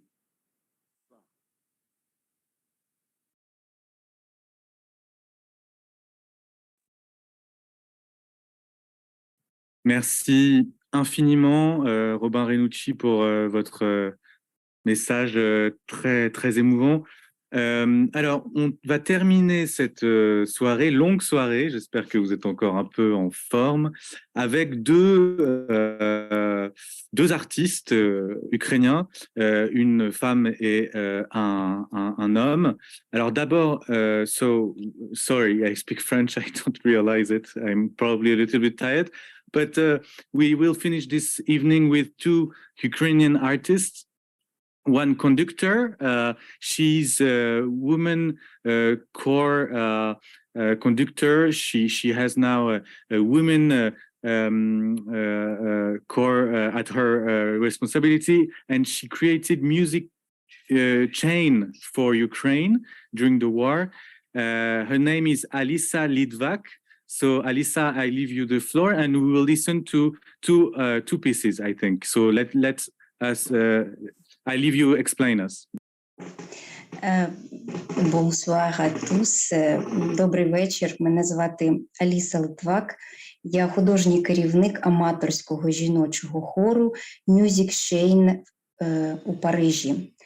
Хор утворився лише кілька місяців тому за ініціативою структури Music Chain for Ukraine, яка опікується українськими професійними музикантами. Фундаторкою цієї структури є відома українська піаністка, яка проживає вже багато років у Франції, Наташа Кудрицька. В хорі в нас репрезентована майже вся Україна. Тобто це жінки з різних регіонів. Це Одеса, Крим, Маріуполь, Київ, Харківщина, Франківщина, Львівщина та багато інших міст України. Це жінки, які були тимчасово переміщені, і зараз вони проживають у Парижі, і вони просто люблять співати. Перші наші виступи були у таборі для українців, і я неймовірно пишаюся тим, що не тільки французи допомагають українцям, але і ми самі, українці, надихаємо і підтримуємо один одного.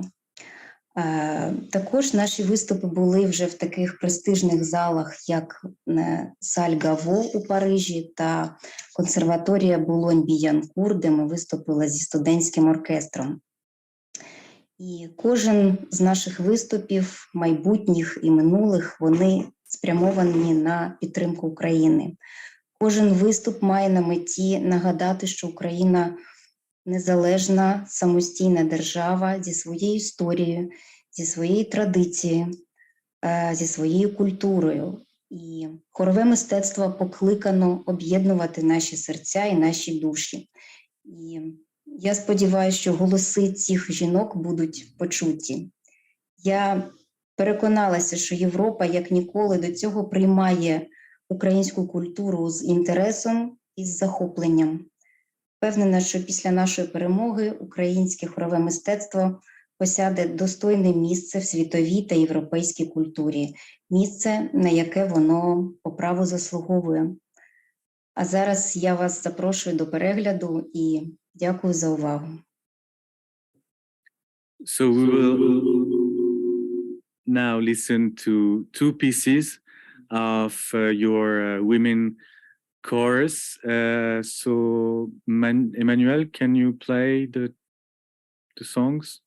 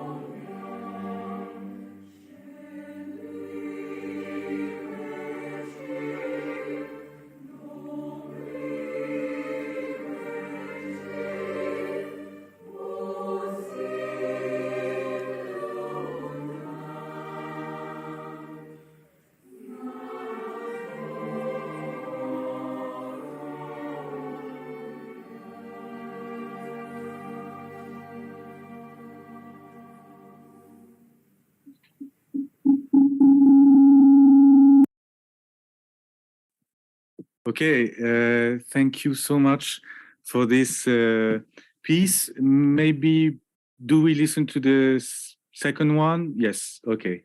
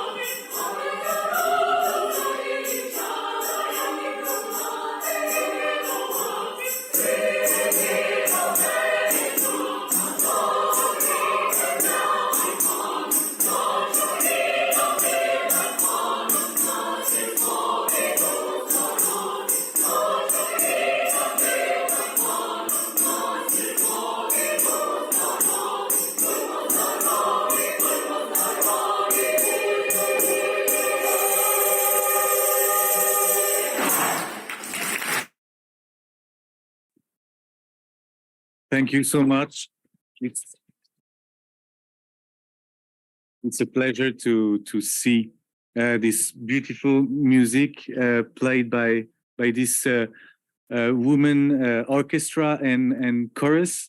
We will now finish our evening with a poem, very short, that Kyiv Nitumbi, yes, will read us. He's an Afro-Ukrainian performer, choreographer, and refugee here in Atelier des Artistes en Exil. So let's listen to him and then the final words. Добрий вечір усім. Вірш Василя Симоненко. Ти знаєш, що ти людина. Ти знаєш, що ти людина. Ти знаєш про це чи ні? Усмішка твоя єдина, мука твоя єдина, очі твої одні. Більше тебе не буде завтра на цій землі. Інші ходитимуть люди, інші кохатимуть люди, добрі, ласкаві і злі. Сьогодні усе для тебе, озера, гаї, степи. І жити спішити треба, кохати спішити треба. Гляди ж, не проспи. Бо ти на землі людина, і хочеш того чи ні, усмішка твоя єдина, мука твоя єдина, і очі твої одні. Thank you so much.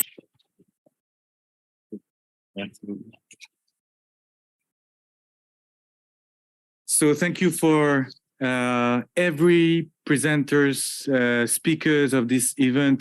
Thank you for the people involved in the organization of this event, because it was very short to organize and somehow difficult for a lot of us. So I wish you all a very good evening. I will leave for the very last word, the floor to the organizer of all this, who is Alexei, and just a little word about the archives, because the whole evening was recorded and it will be probably published in the form of certain videos on our website. So keep in touch and see you, everybody. So Alexei, the floor is yours for the very final words.